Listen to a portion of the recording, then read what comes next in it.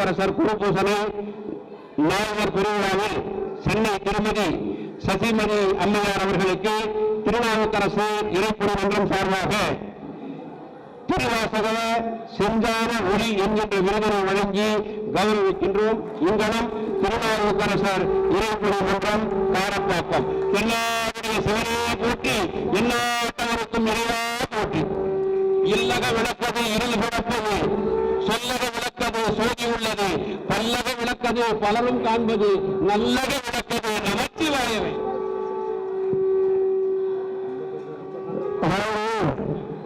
திருவாசக செய்யானவன் என்று அவருக்கு எழுதி கொடுக்கும். திருவாசக செய்யானவன் அப்படின்னாக்கா இறைவன் சிவபெருமானுடைய நிறம் செல்லும். அந்த செல்லிடத்தை கொண்டுதான் ஞான ஒளி. அந்த ஆன்மாக்களெல்லாம் நீட்டு இருக்கும்போது, அறியாமல் இருக்கும்போது திருவாசகம் என்ற ஞான ஒளியை நோக்கி அவர்கள் ஆன்மா அடுத்த நிகழ்வு நினைத்தாலே முத்தி வரக்கூடிய பல திருவண்ணாமலை. அண்ணாமலைக்கு அரோகரான போதும் அனைவரும் நம்ம தாயமே தீர்க்கிறோம் முத்தி அரசு. அப்பேற்பட்ட நினைக்க முத்தி வரக்கூடிய தலத்திலிருந்து இந்த ஐயா வந்திருக்காங்க. அவர்கள் உங்களுக்கு அறிமுகப்படுத்தது என்ன அறிமுகமே போதில்லை. எல்லாம் இந்த திருநாவுக்கரசர் சுவாமி வீரப்பெரும் மன்றத்தினுடைய செல்லப்பிள்ளையும் சுண்ணாம்பு களவாயில் இருந்து மீட்டு இந்த உலகத்திற்கு அருள்வழியில் வந்த அப்பர் நாவுக்கரசருடைய அந்த வர்ணனைகளை நம்மிடத்திலே எடுத்துச் சொல்வதற்காக வருகை தந்திருக்கக்கூடிய அன்புக்காக அழுதுவிடும் ஆன்மாவுக்கு சொந்தக்காரரும் ஈர இதயம் கொண்ட இனிய சகோதரருமான திருப்பணி திலகம் திருவண்ணாமலை சிவகுமார் ஐயா அவர்களுக்கு அப்பர் நாவுக்கரசருடைய சமய புறவருடைய பெருவிழாவை நடத்துகின்ற எங்களுடைய கைலாயநாதன் எங்களை எல்லாம் வழிநடத்துகின்ற ஞானசேகரன் ஐயா அவருடைய திருக்கரங்களால் இந்த நல்லாடி அணிவித்து சிறப்பு செய்கிறார்கள். அவர்களை அன்பு பாராட்டி அழைக்கின்றோம். எல்லாருடைய சிவனையை போற்றி, எல்லாத்தவருக்கும் இறைவா போற்றி.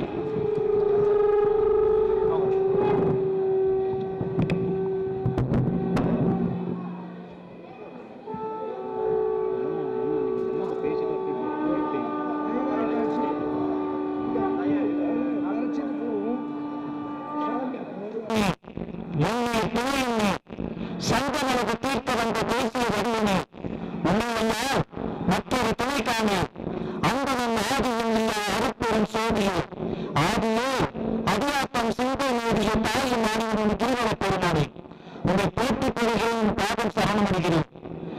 தெளிவு குருவின் திருமணை காண்டல், தெளிவு குருவின் திருமணம் சொற்பல், தெளிவு குருவின் திருவார்த்தை கேட்டல், தெளிவு குரு சிந்தித்தல் தானே. நான் மானசீகமாக ஒரு மாணிக்கவாசக பெருமானுடைய திருவுரை வணங்கி போற்றி மகிழ்ந்து அந்தனை சிவனை காட்டி அவன் இறை சரணம் போற்றி வென்ற நீரையே வென்ற வித்தகன் பதங்கள் போற்றி என்பதை இருத்தால் தூது அனுப்பினும் இருத்தால் போற்றி ஊரின் விழிநீர் வாத உரினர் பாதங்கள் போற்றி போற்றி என்று நால்வர் பெருமக்களுடைய திருவுரைகளை வணங்கி போற்றி மகிழ்ந்து காவலாகி கசந்து கண்ணீர் மல்கி ஓடுவா தன்னை தூய்நீர் இருப்பது வேதம் நான்கின் மெய்ப்பொருள் காண்பது நாதகனாக மனசி வாயுது என்று உரைத்த ஞானசம்பந்தருடைய திருவுரையை வணங்கி போற்றி மகிழ்ந்து எல்லாம் அல்ல அண்ணாமலையார் உண்ணாமலையுடைய கருணையோடு நான் மானசீகமாக ஒரு மாணிக்கவாசகர் பெருமானுடைய குருவர்களோடு நாவுக்கரசர் பெருமானுடைய கருணையோடு இன்று சீரும் சிறப்புமாக இந்த காரப்பாக்கம் கங்கையம்மன் ஆலயத்திலே நாவுக்கரசனுடைய விழா தொடர்ந்து 10வது ஆண்டுகளாக நடைபெற்றுக் கொண்டிருக்கூடிய இந்த இனிய சூழலிலே இந்த விழாவிற்காக என்னை அழைத்தமைக்காக ஞானசேகர அவருடைய தோழர்களை வணங்கி போற்றி மகிழ்ந்து இத்திருத்தலத்தினுடைய எம்பெருமான் எம்பராட்டியுடைய தோழர்களை வணங்கி போற்றி மகிழ்ந்து இங்கே அமர்ந்திருக்கக்கூடிய அத்தனை அடியார் பெருமக்களுடைய திருவுரைகளையும் வணங்கி போற்றி இவ்வளவு நேரம் நம்ம இடி மின்னல் காற்று மழை என்றால் ஒன்று சேரும் என்று பார்த்திருக்கோம். அப்படிப்பட்ட ஒரு இடி மின்னலோடு கலந்து பேசிய எங்கள் குடும்ப நண்பரும் இனிய நண்பருமான குடியாத்தத்திலிருந்து இங்கே வந்து தன் அருளுரையை இங்கே பகிர்ந்து அமர்ந்திருக்கக்கூடிய பைரசையா அவர்களுடைய வணங்கி போற்றி மகிழ்ந்து ஞானசேகரன் ஐயா அவர்கள் இங்கே வருவது நான் முதல் முறை அல்ல, இது 5வது முறை. அதனால இந்த 5வது முறை ஞானசேகரன் ஐயா அவர்கள் என்னை அழைத்திருக்கிறார்கள். அதையே நான் ஞானசேகரன் ஐயாவுக்கும் சரி, பல நிகழ்வுகள் பைரஸ் ஐயாவுக்கு தெரியும், பல நிகழ்வுகள் என்னோடு பயணித்திருக்கிறார். அந்த பல நிகழ்வுகளுக்கு வரும்போதா சொல்லுவாங்க, நீங்க நாகப்பரிசரை பற்றி பேச வேண்டும், நீங்கள் மணிவாசகர் பெருமாட்டு மட்டுமே பேசிக் கொண்டிருக்கிறீர்களே, நீங்கள் நாகப்பரிசரை பற்றி பேச வேண்டும் என்றெல்லாம் பல முறை என்னை வற்புறுத்திய போது கூட நான் அந்த கூட்டங்களிலே சொல்லுவேன், உணர்ந்தது மணிவாசக பெருந்தகை, நான் ஒரு சொற்பொழிவாளன் அல்ல, தெரிந்ததை சொல்வதற்கு நான் சொற்பொழிவாளன் அல்ல, உணர்ந்ததை சொல்வதற்கு நான் ஒரு அடியார், உணர்ந்ததை சொல்வது திருவாசகம், உணர்ந்தது திருவாசகம், அதனால் மணிவாசக பெருந்தகை தவிர நான் நிறைவையும் உணர்ந்ததில்லை, அதனால் தெரிந்ததை சொல்வதற்கு நான் அல்ல என்று நான் சொல்லி மறுத்து விடுவேன். ஆனால் இன்று மணிவாசக பெருந்தகையினுடைய கட்டளைக்கு இணங்க இந்த நாகப்பரிச பெருமானுடைய இந்த கேள்வி காட்சியை சொல்ல வேண்டும் என்று மணிவாசக பெருந்தகையினுடைய கட்டளையாக இதை ஏற்று அதே உங்களோடு கூட இந்த இணைய வேலைகளில் கலந்திருக்கிறேன். இது 5வது முறை என்று நான் சொன்னேன். இங்கு வந்திருப்பது இந்த 5வது முறை. அப்போ இந்த 5வது முறைக்கு நம்முடைய பைரவசையா எதையும் எனக்காக விட்டு வைக்கல. சரி, நம்ம இதை பேசலாமா, அதை பேசலாமா, இதை சொல்லலாமா என்று பார்த்தால், நாசையிலிருந்து எந்த பதிகத்தை நான் நீங்க சொல்ல வேண்டுமோ அத்தனையும் அவரே எல்லாத்தையும் சொல்லி விளக்கவும் சொல்லி முடித்து விட்டார். இப்ப எதை சொல்வது, ஒரு நகைக்கடையில் ஒரு பெண் வந்து, ஒரு துணிக்கடையில் ஒரு பெண்ணை வந்து இதே எடுக்கலாமா அதை எடுக்கலாமா என்று அழைப்பாகிக் கொண்டிருக்கிற மனத்தை போல நான் இவரை பற்றி இவர் சொல்லிக்கொண்டே வரும்போது எதை விட்டு விடுவாரோ அதை நான் எடுத்து பேசலாம் என்று நானும் கூர்ந்து கவனித்து அவருடைய பேச்சை கேட்டிருக்கும் போது பார்த்தால் அவர் அனைத்தையும் பட்டியலிட்டு காட்டிவிட்டார். எதையும் விட்டு வைக்கவில்லை. இருந்தாலும் இதை நாம் சில கருத்துக்களை, சில பதிவுகளை இங்கே கொடுத்தாக வேண்டும் என்ற நிர்பந்தத்தின் அடிப்படையில் இறைக்கருணை என்று குருவர்களான இந்த 5 எழுத்து மந்திரம், அதுதான் பைரவசையா அவர்கள் சொன்னார்கள். இந்த 5 எழுத்து மந்திரம் நமசிவாயம், சிவாய நம, சிவாய சிவ, சிவ சிவ சிவ என்ற பஞ்சாட்சர மந்திரங்கள். நமசிவாயம், சிவாய நம, சிவாய சிவ, சிவ சிவ சிவ என்ற இந்த பஞ்சாட்சர மந்திரங்கள் ஒவ்வொருத்துக்கும் ஒவ்வொரு சூட்சமங்கள் இருக்கிறது. எந்த மந்திரத்தை நாம் எதற்கு சொல்ல வேண்டும் என்ற சூட்சமங்கள் இருக்கிறது. சிவாய நம, நமசிவாயம், இதுதான் நம்ம பெரும்பாலும் சொல்றது. சிவசிவ என்று சொல்லக்கூடிய அடியவர்கள் மட்டும்தான் சிவசிவ என்று சொல்வார்கள். ஆக இந்த 5 எழுத்து மந்திரம் நான் சொல்வது என்ன பயன்? நம்மளாம் நினைச்சு பார்க்கலாம். ஒரே ஒரு நுட்பமான செய்தி உங்களோடு சொல்ல விரும்புகிறேன். இந்த நமசிவாயம் 5 எழுத்து மந்திரம் இது யாரெல்லாம் சொல்லியிருக்கிறார்கள்? இந்த மந்திரத்தை ஒரு வார்த்தையா, நமசிவாயம் என்பது சொல்லக்கூடியது தனியே இருக்கக்கூடிய ஒரு வார்த்தைகளா? இல்லை, அது மந்திரம். மந்திரமா? சிவனது நாமம். அந்த சிவனது நாமத்தை நாம் சொல்லக்கூடியவர்கள் உணர்ந்து சொல்லணும். அதைத்தான் நம்ம எல்லாம் சொல்லணும். நமசிவாயம் என்பது ஏதோ டேப் ரெக்கார்டரில் பதிவு செய்துவிட்டு நமசிவாயம் நமசிவாயம் சிவாய நம சிவாய நம சிவாய நம என்று உதவிகள் ஒத்துழைக்க கூடாது. ஆன்மா சொல்ல வேண்டும் நமசிவாயம் என்று. பைரவசையா அவருடைய சொற்பொழிவுகள் சொல்வார். இன்று அது சொல்ல நடந்துட்டார். அதனால் அந்த நிகழ்வை நான் எடுத்துக்கொள்கிறேன். அவர் சொல்லும் நிகழ்வுகள் அற்புதமான ஒரு நிகழ்வை சொல்வார். இந்த நமசிவாய மந்திரம் எப்படி நாம் சொல்ல வேண்டும், எப்படி நாம் உரைக்க வேண்டும்? இந்த நமசிவாய மந்திரத்தை முதலிலே வார்த்தையாக புறப்பட்ட இந்த நமசிவாய மந்திரம், நாவினால் சொல்லப்பட்ட இந்த நமசிவாய மந்திரம், நமசிவாயம் நமசிவாயம் நமசிவாயம் நமசிவாயம் சிவாய நம சிவாய நம சிவாய நம சிவாய நம நமசிவாயம் என்று நாவினால் புறப்பட்ட இந்த வார்த்தை, வார்த்தையால் புறப்பட்ட இந்த நாவினால் ஒழிக்கப்பட்ட இந்த மந்திரம் நான் சொல்லி சொல்லி அடங்கும் பொழுது மனம் உருவாக்கிக் கொள்ளும். மனம் சொல்லும் நமசிவாயம் நமசிவாயம் நமசிவாயம் சிவாய நம சிவாய நம சிவாய நம என்று மனம் சொல்லி சொல்லி அடங்கும் பொழுது இந்த ஆன்மா சொல்லப்படும். ஆன்மா சொல்லும் நமசிவாயம் நமசிவாயம் சிவாய நம சிவாய நம சிவாய நம என்று இந்த ஆன்மா சொல்லும். ஆன்மா சொல்லி அடங்கும் வேலையிலே எம்பெருமான் கைலாயத்திலிருந்து ஓடி வந்து நமசிவாயம் நமசிவாயம் சிவாய நம சிவாய நம என்ற இந்த ஆத்மாவை கைலாயத்துக்கு அழைத்துக் கொண்டு போவாராம். இதைத்தான் வைரசல்மார் அவருடைய சொற்பொழிவில் சொல்லுவார். இன்று எதை அவர் விட்டுவிட்டார் என்று இந்த பட்டியலீட்டில் பார்க்கும்போது இந்த நிகழ்வை ஒன்று விட்டுவிட்டார். இந்த நிகழ்ச்சியை இங்கே பதிவு கொடுக்கலாம் என்று நினைத்திருந்தேன். ஆக இந்த நமசிவாயம் எப்படி சொல்ல வேண்டும்? உணர்ந்து சொல்ல வேண்டும். நமசிவாய மந்திரத்தை உணர்ந்து சொல்வது என்றால் இந்த நமசிவாய மந்திரம் நீங்கள் ஒரு கணம் நீங்கள் யோசித்து பாருங்கள். எம்பெருமானுடைய கருணை, சிவபெருமானுடைய கருணை ஏதோ நாயகர் பெருமக்களுக்கு மட்டும், ஏதோ 63 நாயன்மார்களுக்கு, 18 சித்தர்களுக்கு, 9 தொகையடியார்களுக்கு, இவர்களுக்காக மட்டும் சொல்லப்படவில்லை இந்த நமசிவாய மந்திரம்.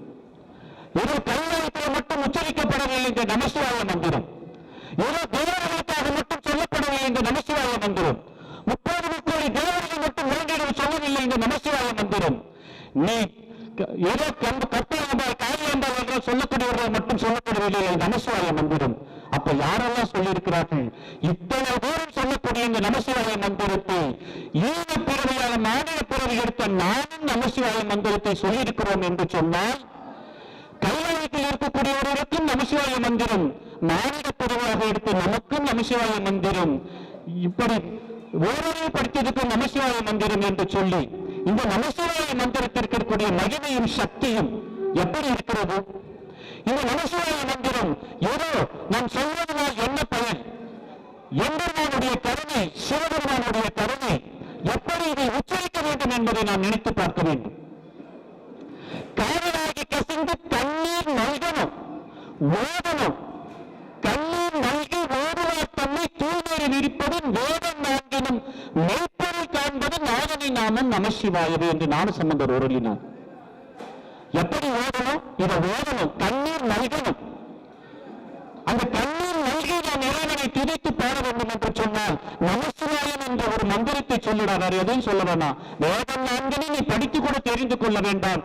நமசிவாயம் நமசிவாயம் நமசிவாயம் என்று மட்டும் சொல்லி என்று போதும் என்று சொன்னார்.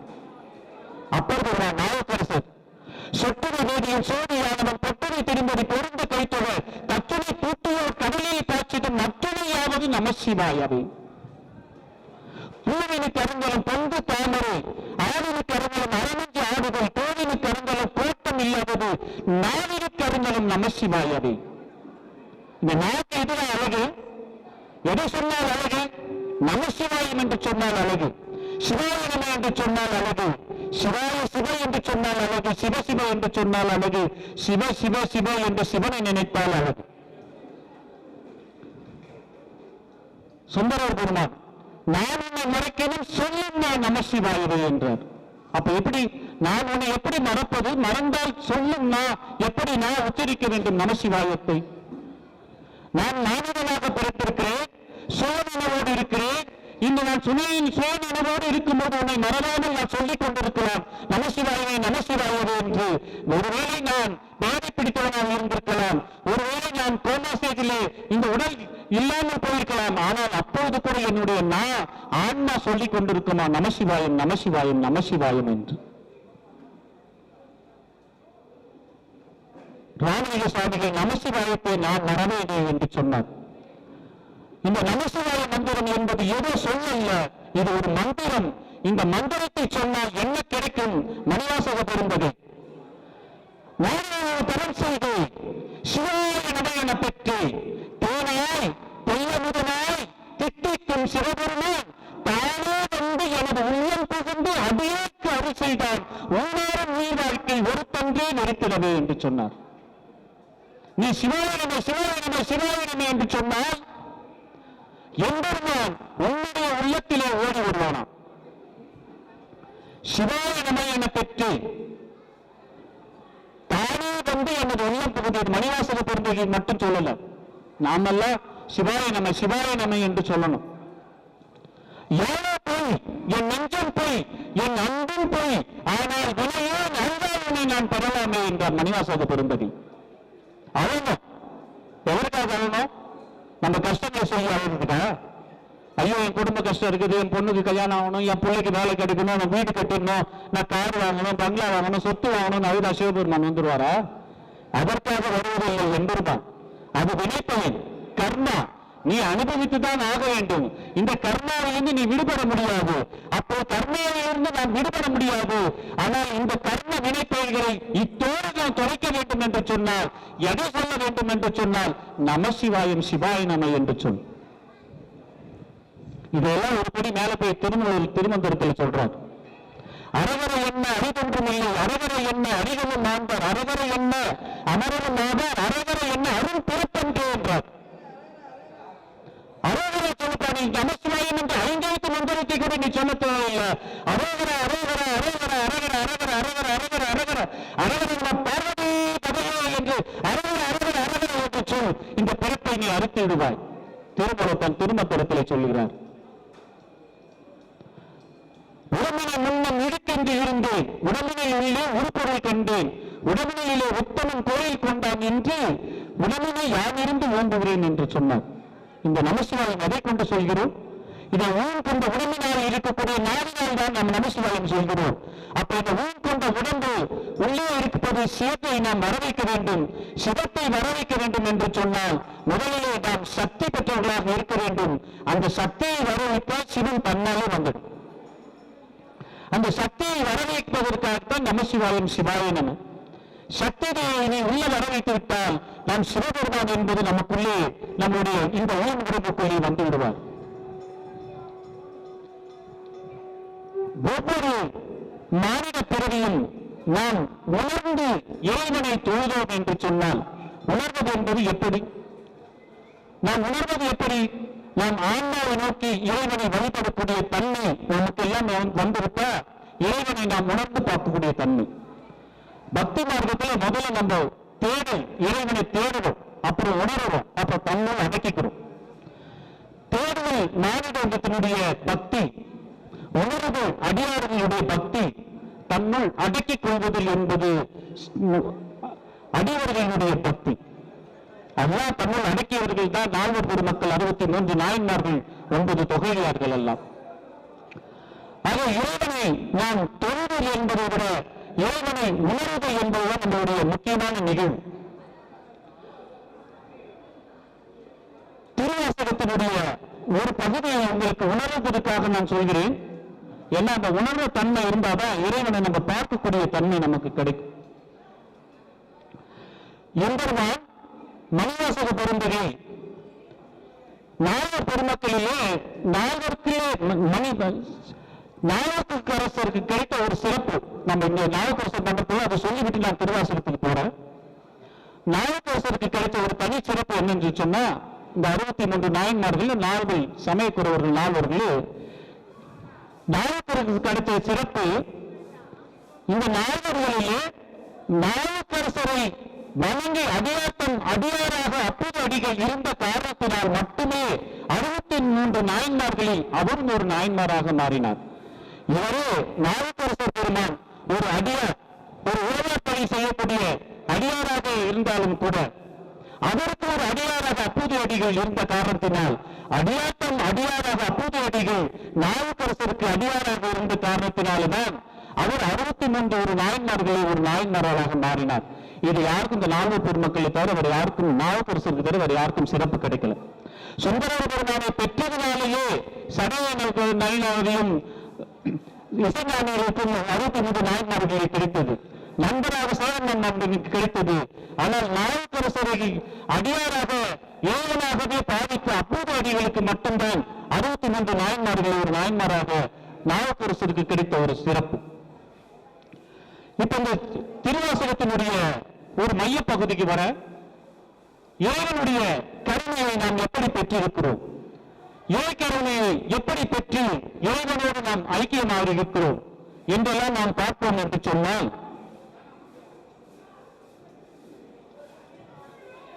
இருக்கிற 12 திருமுறைகளிலே 18,864 பாடல்கள் இருக்கிறது. அந்த 18,864 பாடல்களிலே 8ஆம் திருமுறையாக இருக்கக்கூடிய முதல் பதிகமான சிவபுராணம்.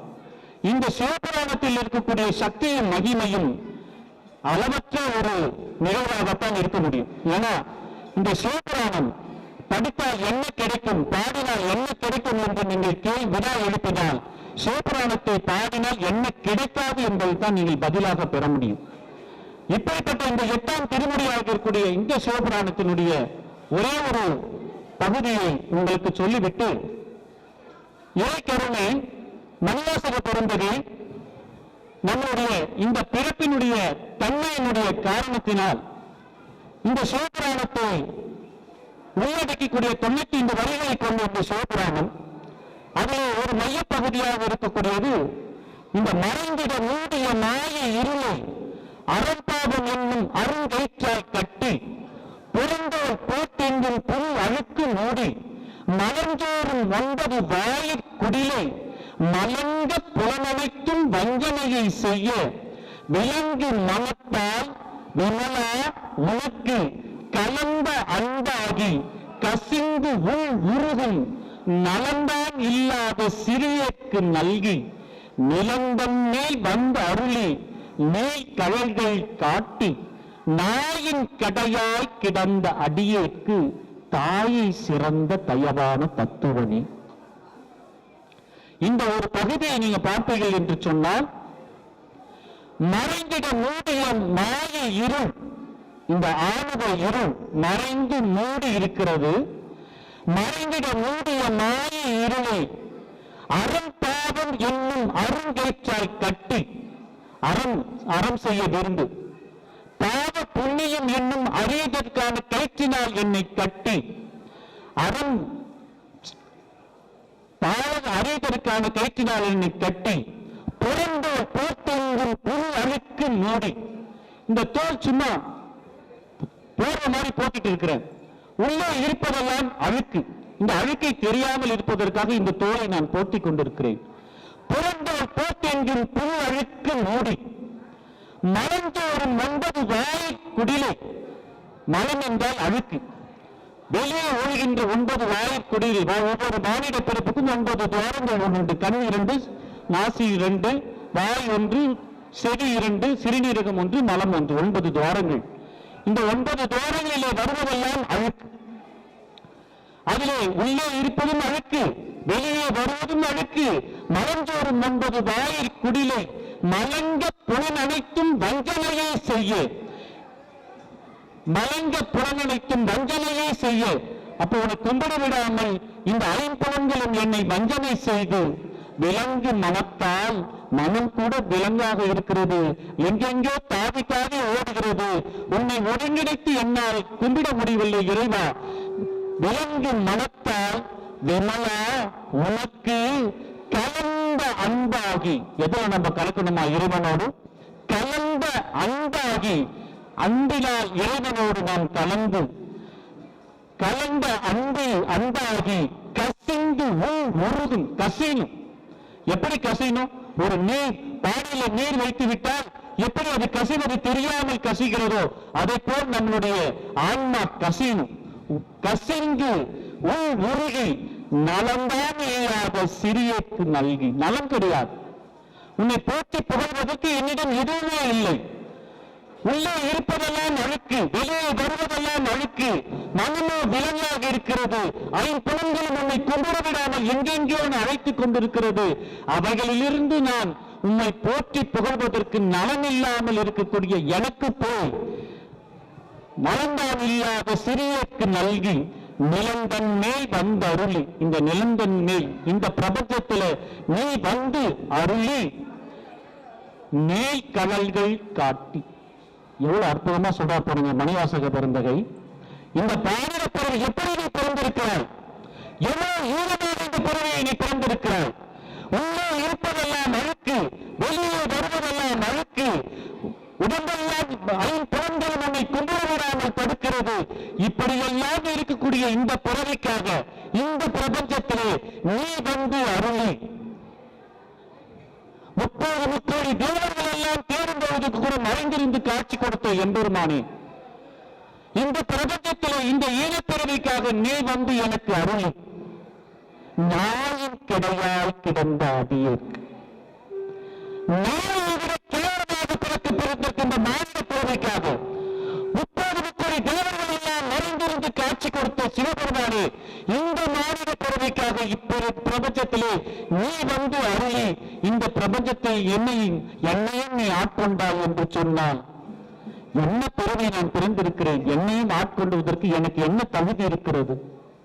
மணிவாசக பெருந்தகை சொல்றார், உன்னால நான் அடைந்த பயன் 1 கோடி, ஆனால் என்னால் நீ என்ன பயன் அடைந்திருக்கிறாய்? கேட்கிறார் மணிவாசகன், என்னால் உனக்கு என்னப்பா பயன்? நீ வந்து என்னை ஆட்கொண்டதுனால எனக்கு என்ன பயன் இருக்கிறது? ஆனால் உன்னால் நான் அடைந்தேன் பல கோடி பயன். உன்னால் 1 பயனும் நான் காணவில்லை, என்னால் நீ 1 பயனும் காணவில்லை. ஆனாலும் உன்னுடைய கருணை கடல் கருணாமூர்த்தியாக இருக்கின்ற எம்பெருமானே, நீ ஓடி வந்து இந்த பிரபஞ்சத்திலே உன் திருவடியை காட்டி தீட்சை கொடுத்திருக்கிறாய் என்று சொன்னால், நீ எனக்கு இந்த நாளிலே ஊன் கொண்ட நாளிலே நமசிவாயம் சிவாய நம என்று சொல்லக்கூடிய ஒரு பாக்கியத்தை அறிவிக்கிறாய் என்று சொன்னால், இந்த ஈன பிறவியை நான் புனித பிறவியாக மாற்றக்கூடிய கருணையும் சக்தியும் நமசிவாயம் நமசிவாயம் சிவாய நம என்று சொல்லி என்னுடைய பாவ காரியங்களை நான் வேரோடு அறுத்திருக்கிறேன், இந்த பாவ காரியங்களை நான் கரைத்திருக்கிறேன் என்று சொன்னால், இதை விட வேற என்ன பாக்கியம் நான் செய்திருக்க வேண்டும்? நாம் எவ்வளவு புண்ணியம் செய்திருக்கணும்? நம்ம இங்கே தமிழ்நாட்டிலே பிறந்ததுனால தான் நம்மளால நமசிவாயம் சிவாய நம என்றெல்லாம் சொல்லக்கூடிய ஒரு பாக்கியத்தை நாம் பெற்றிருக்கிறோம். இல்லைன்னா நம்ம என்ன நமசிவாயத்தை சொல்லியிருக்க முடியுமா? சிவாய நமயத்தை சொல்லியிருக்க முடியுமா? இறை கருணையினால், எம்பெருமானுடைய கருணையினால் இந்த பிரபஞ்சத்திலே தமிழ்நாட்டிலே பிறந்து தமிழிலே நாம் எல்லாம் நமசிவாயம் சிவாய நம என்று சொல்லக்கூடிய ஒரு பாக்கியத்தை பெற்று இப்பிறவியை நாம் வேரோடு அறுத்து முத்தி தரக்கூடிய ஒரு மந்திரத்தை உச்சரிக்கக்கூடிய ஒரு பாக்கியத்தை இறை கருணையினாலும் குருவருளாலும் நாம் பெற்றிருக்கிறோம் என்று சொன்னால், எவ்வளவு ஒரு பாக்கியத்தை இந்த பிறவி அடைந்திருக்கிறது என்று நாம் உணர்ந்திருக்க வேண்டும். எம்பெருமானே, சிவபெருமானே, நாவுக்கரசர் பெருமான் சொல்றார், உன் பாவங்கள்லாம் எப்படி கரையும் தெரியுமா? மின்னளவு நீ விரவுகளை அடித்து விட்டு ஒரு சின்ன தீக்குச்சி போகும், இதுகளெல்லாம் நீ சாம்பலாக ஆகுவதற்கு. அதே போல மின்னளவு நீ பாவங்களை செய்திருந்தாலும் கூட நமசிவாயம் என்கின்ற ஒரு மந்திரம் போதும் உன்னுடைய பாவங்கள் எல்லாம் பாவக்குட்டிகள் கரைவதற்கு என்று நாவுக்கரசர் பெருமான் அவருடைய பதிகத்திலே குறிப்பிட்டிருக்கிறார். இதே போல நம்மளுடைய நாயகர் பெருமக்கள் 63 நாயன்மார்கள், 9 தொகையார்கள், 18 சித்தர்கள் எல்லாம் ஒன்று கூடி சொல்லக்கூடிய மந்திரம் இந்த நமசிவாயம் சிவாய நம என்று. ஒவ்வொரு காலகட்டத்திலும் ஒவ்வொரு விதமாகத்தான் இறைவனோடு முத்தி அடைந்தக்கூடிய வரலாறுகள் எல்லாம் நாம் பார்த்திருக்கிறோம். ஒரு காலகட்டத்திலே இசையோடு இறைவனை இசைத்து இசையினால் முத்தி அடைந்திருக்கிறார்கள். இறைவனை பதிகங்கள் பாடியே முத்தி அடைந்திருக்கிறார்கள். இறைவனுக்கு தொண்டு செய்தே முத்தி அடைந்திருக்கிறார்கள். அடையவர்களுக்கு தொண்டு செய்தே முத்தி அடைந்திருக்கிறார்கள். இப்படி பல்வேறு காலங்களில் பல்வேறு விதமாக முத்தி அடைந்தக்கூடிய காலங்களிலே இப்ப இருக்கக்கூடிய கலிகாலத்திலே எதை கொண்டு நாம் முத்தி அடைய வேண்டும் என்று சொன்னால், நாம் இந்த திருவாசகத்தை ஓதி முத்தி அடை, நமசிவாயத்தை சொல்லி முத்தி அடை, சிவாய நம என்று சொல்லி முத்தி அடை என்றுதான் நாம் சொல்ல வேண்டும். அப்ப நம்ம இந்த கலியுகம் நாம் தனியாக சென்று ஒரு தவம் புரியாத முடியாது. தவம் புரிந்து முத்தி அடைந்த காலங்கள் எல்லாம் சென்று இன்று இந்த பிரபஞ்சத்திலேயே வாழ்ந்து கொண்டு முத்தி அடைக்கக்கூடிய ஒரு காலமாக இருக்கக்கூடிய இந்த காலத்திலே எதை சொல்லி நாம் முத்தி அடைய வேண்டும் என்று சொன்னால், எப்ப என்னாலெல்லாம் தனியா போய் தவம் இருக்க முடியாது, பதியங்கள் பாட முடியாது, அடியார் தொண்டு செய்ய முடியாது, உழவார் பணி செய்ய முடியாது. அப்ப நான் என்ன செய்யலாம்? அப்ப இருக்கும் இடத்திலேயே இருந்து கொண்டு திருவாசகத்தை ஓது, நமசிவாயத்தை சொல்லி இருக்கும் இடத்திலேயே நீ முத்தி அடையக்கூடிய தன்மை வரும். எப்படி வரும்? நாம் கைலாயத்தில் சென்று இறைவனை தேடுவதை விட நாம் இருக்கும் இடத்திலே கைலாயத்தில் இருக்கிறவனை வரவைக்க வேண்டிய ஒரு சக்தி இந்த திருவாசகத்துக்கும் நமசிவாயத்துக்கும் உண்டு. நாம் கைலாயத்தில் தேடி இறைவனை தேடாமல் நாம் இருக்கும் இடத்திலேயே இறைவனை வரவைக்கக்கூடிய சக்தி இந்த திருவாசகமும் இந்த நமசிவாயம். ஏன் தெரியுமா? இந்த திருவாசகம் எம்பெருமானால் எழுதப்பட்டு மணிவாசக பெருமானால் ஓதப்பட்டது காரணத்தினால் இந்த திருவாசகம் எங்கெங்கெல்லாம் ஒலிக்கிறதோ அந்த வார்த்தைகள் எல்லாம் அடடா நான் எழுதிய வார்த்தைகள் அல்லவா இந்த பிரபஞ்சத்தில் எங்கேயோ ஒலித்துக் கொண்டிருக்கிறது என்று எம்பெருமான் ஓதி வந்து கேட்டு மனமகிழ்வாராம். அப்ப நம்ம கையாயத்தில் இருக்கக்கூடிய இங்கே வரக்கூடிய சக்தி எது என்று கேட்டால் நமசிவாயம் சிவாய நம என்ற இந்த மஞ்சாதிர மந்திரங்களும் திருவாசகத்தை நாம் ஓதினால் நம்மளுடைய இறைவன் நம்மளை நாடி நம்மளை தேடி ஓடி வருவான் என்றுதான் இதற்கு மறைப்பொருளாக இருக்க முடியும். இந்த திருவாசகம் 12 திருமுறைகளில் 8வதாக இருக்கக்கூடிய இந்த திருவாசகத்திலே 51 பதிகங்கள், 658 பாடல்கள், 5978 வரிகள், 18,864 வார்த்தைகள் கொண்டது இந்த திருவாசகம். மணிவாசக பெருந்தகை மற்ற நூலை விட மணிவாசக பெருந்தகை தனித்தே இருக்கிறார் என்பதை நாம் அனைத்தும் அறிவோம். நாவுக்கரசர் பெருமான் திருப்புகழில் நம்முடைய அடியோர்களுடைய சிறப்பு என்னன்னு சொன்னீங்கன்னா, தான் பெற்ற இன்பம் பின்வரும் சந்ததிகளுக்கும் கிடைக்க வேண்டும் என்பதுதான் அடியோர்களுடைய சிறப்பு. மணிவாசக பெருந்தகை அடைந்த அந்த ஆத்ம இன்பம் பின்வரும் சந்ததிகளுக்கு அடைய வேண்டும் என்று எம்பெருமானிடம் கேட்டதனுடைய காரணமாகத்தான் எம்பெருமானே ஓடி வந்து நீ எங்கெங்கே பாடுகள் எல்லாம் மொத்தமாக பாடு, நான் எழுதுகிறேன் என்று தான் கைப்பட எழுதியது திருவாசகம்.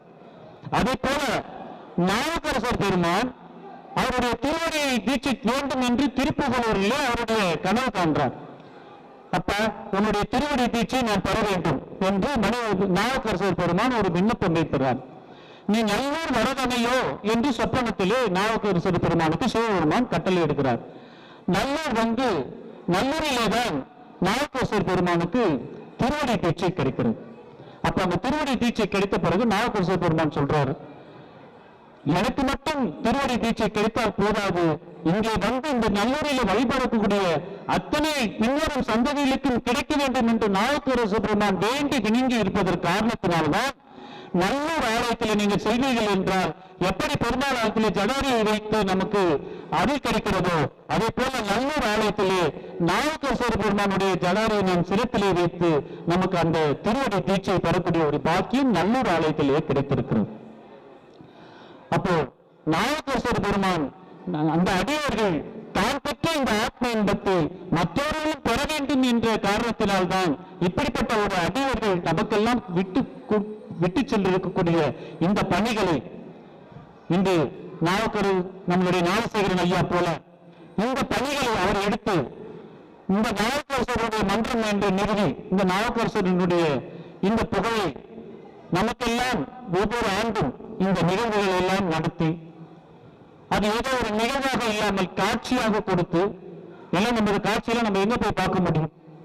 காட்சியை பார்க்கக்கூடிய நமக்கு அந்த பாக்கியம் எங்கே கிடைக்கும்? ஆனால் இந்த காரப்பாக்கம் ஆலயத்திலே நம்மளுடைய ஞானசேகரன் ஐயா இது சிறப்பான எடுத்து இந்த கைலாய காட்சி நாம் இப்ப காண்பது சுண்ணாம்பு ஜாலியிலே நாவுக்கரசரை அடைத்து 7 நாள் பொறுத்து வெளிவருகின்ற அந்த காட்சி. நாவுக்கரசர் பெருமான் உள்ளே அமர்ந்து சொன்னது வெறும் பதியங்களையும் நமசிவாய மந்திரத்தையும் தான். அதைத்தான் நம்மளுடைய பௌரசையா அவர்கள் சொன்னார்கள். என்ன சொன்னார்? உள்ள மாசில் வீணையும் மாலை மதியமும் வீசம் கொண்டிலும் நீங்கள வேண்டியும் மூசு வந்தரை பொய்கையை போன்றதே ஈசன் என்ற இணையடி நிழலே என்று சொன்னிருக்கிறார் நாவுக்கரசர் பெருமான். அதுல அதை விளக்கங்கள் பௌரசையா கொடுத்துட்டாரு. அதுல ஒரு சிறிய விளக்கம் அதுல சேர்க்க வேண்டியது என்னன்னு சொன்னால், இந்த வண்டுகள் எப்படி ரீங்கார விடுமா சுத்துறது இல்லையா, இந்த சத்தம் நீங்கள் உற்று அதை கேட்பீர்கள் என்று சொன்னால் இந்த வண்டு சத்தம் இடுகிற சத்தம் வட்டமிட்டு சுத்திடுகின்ற அந்த சத்தம் எதை நோக்கி இருக்கும் என்று சொன்னால்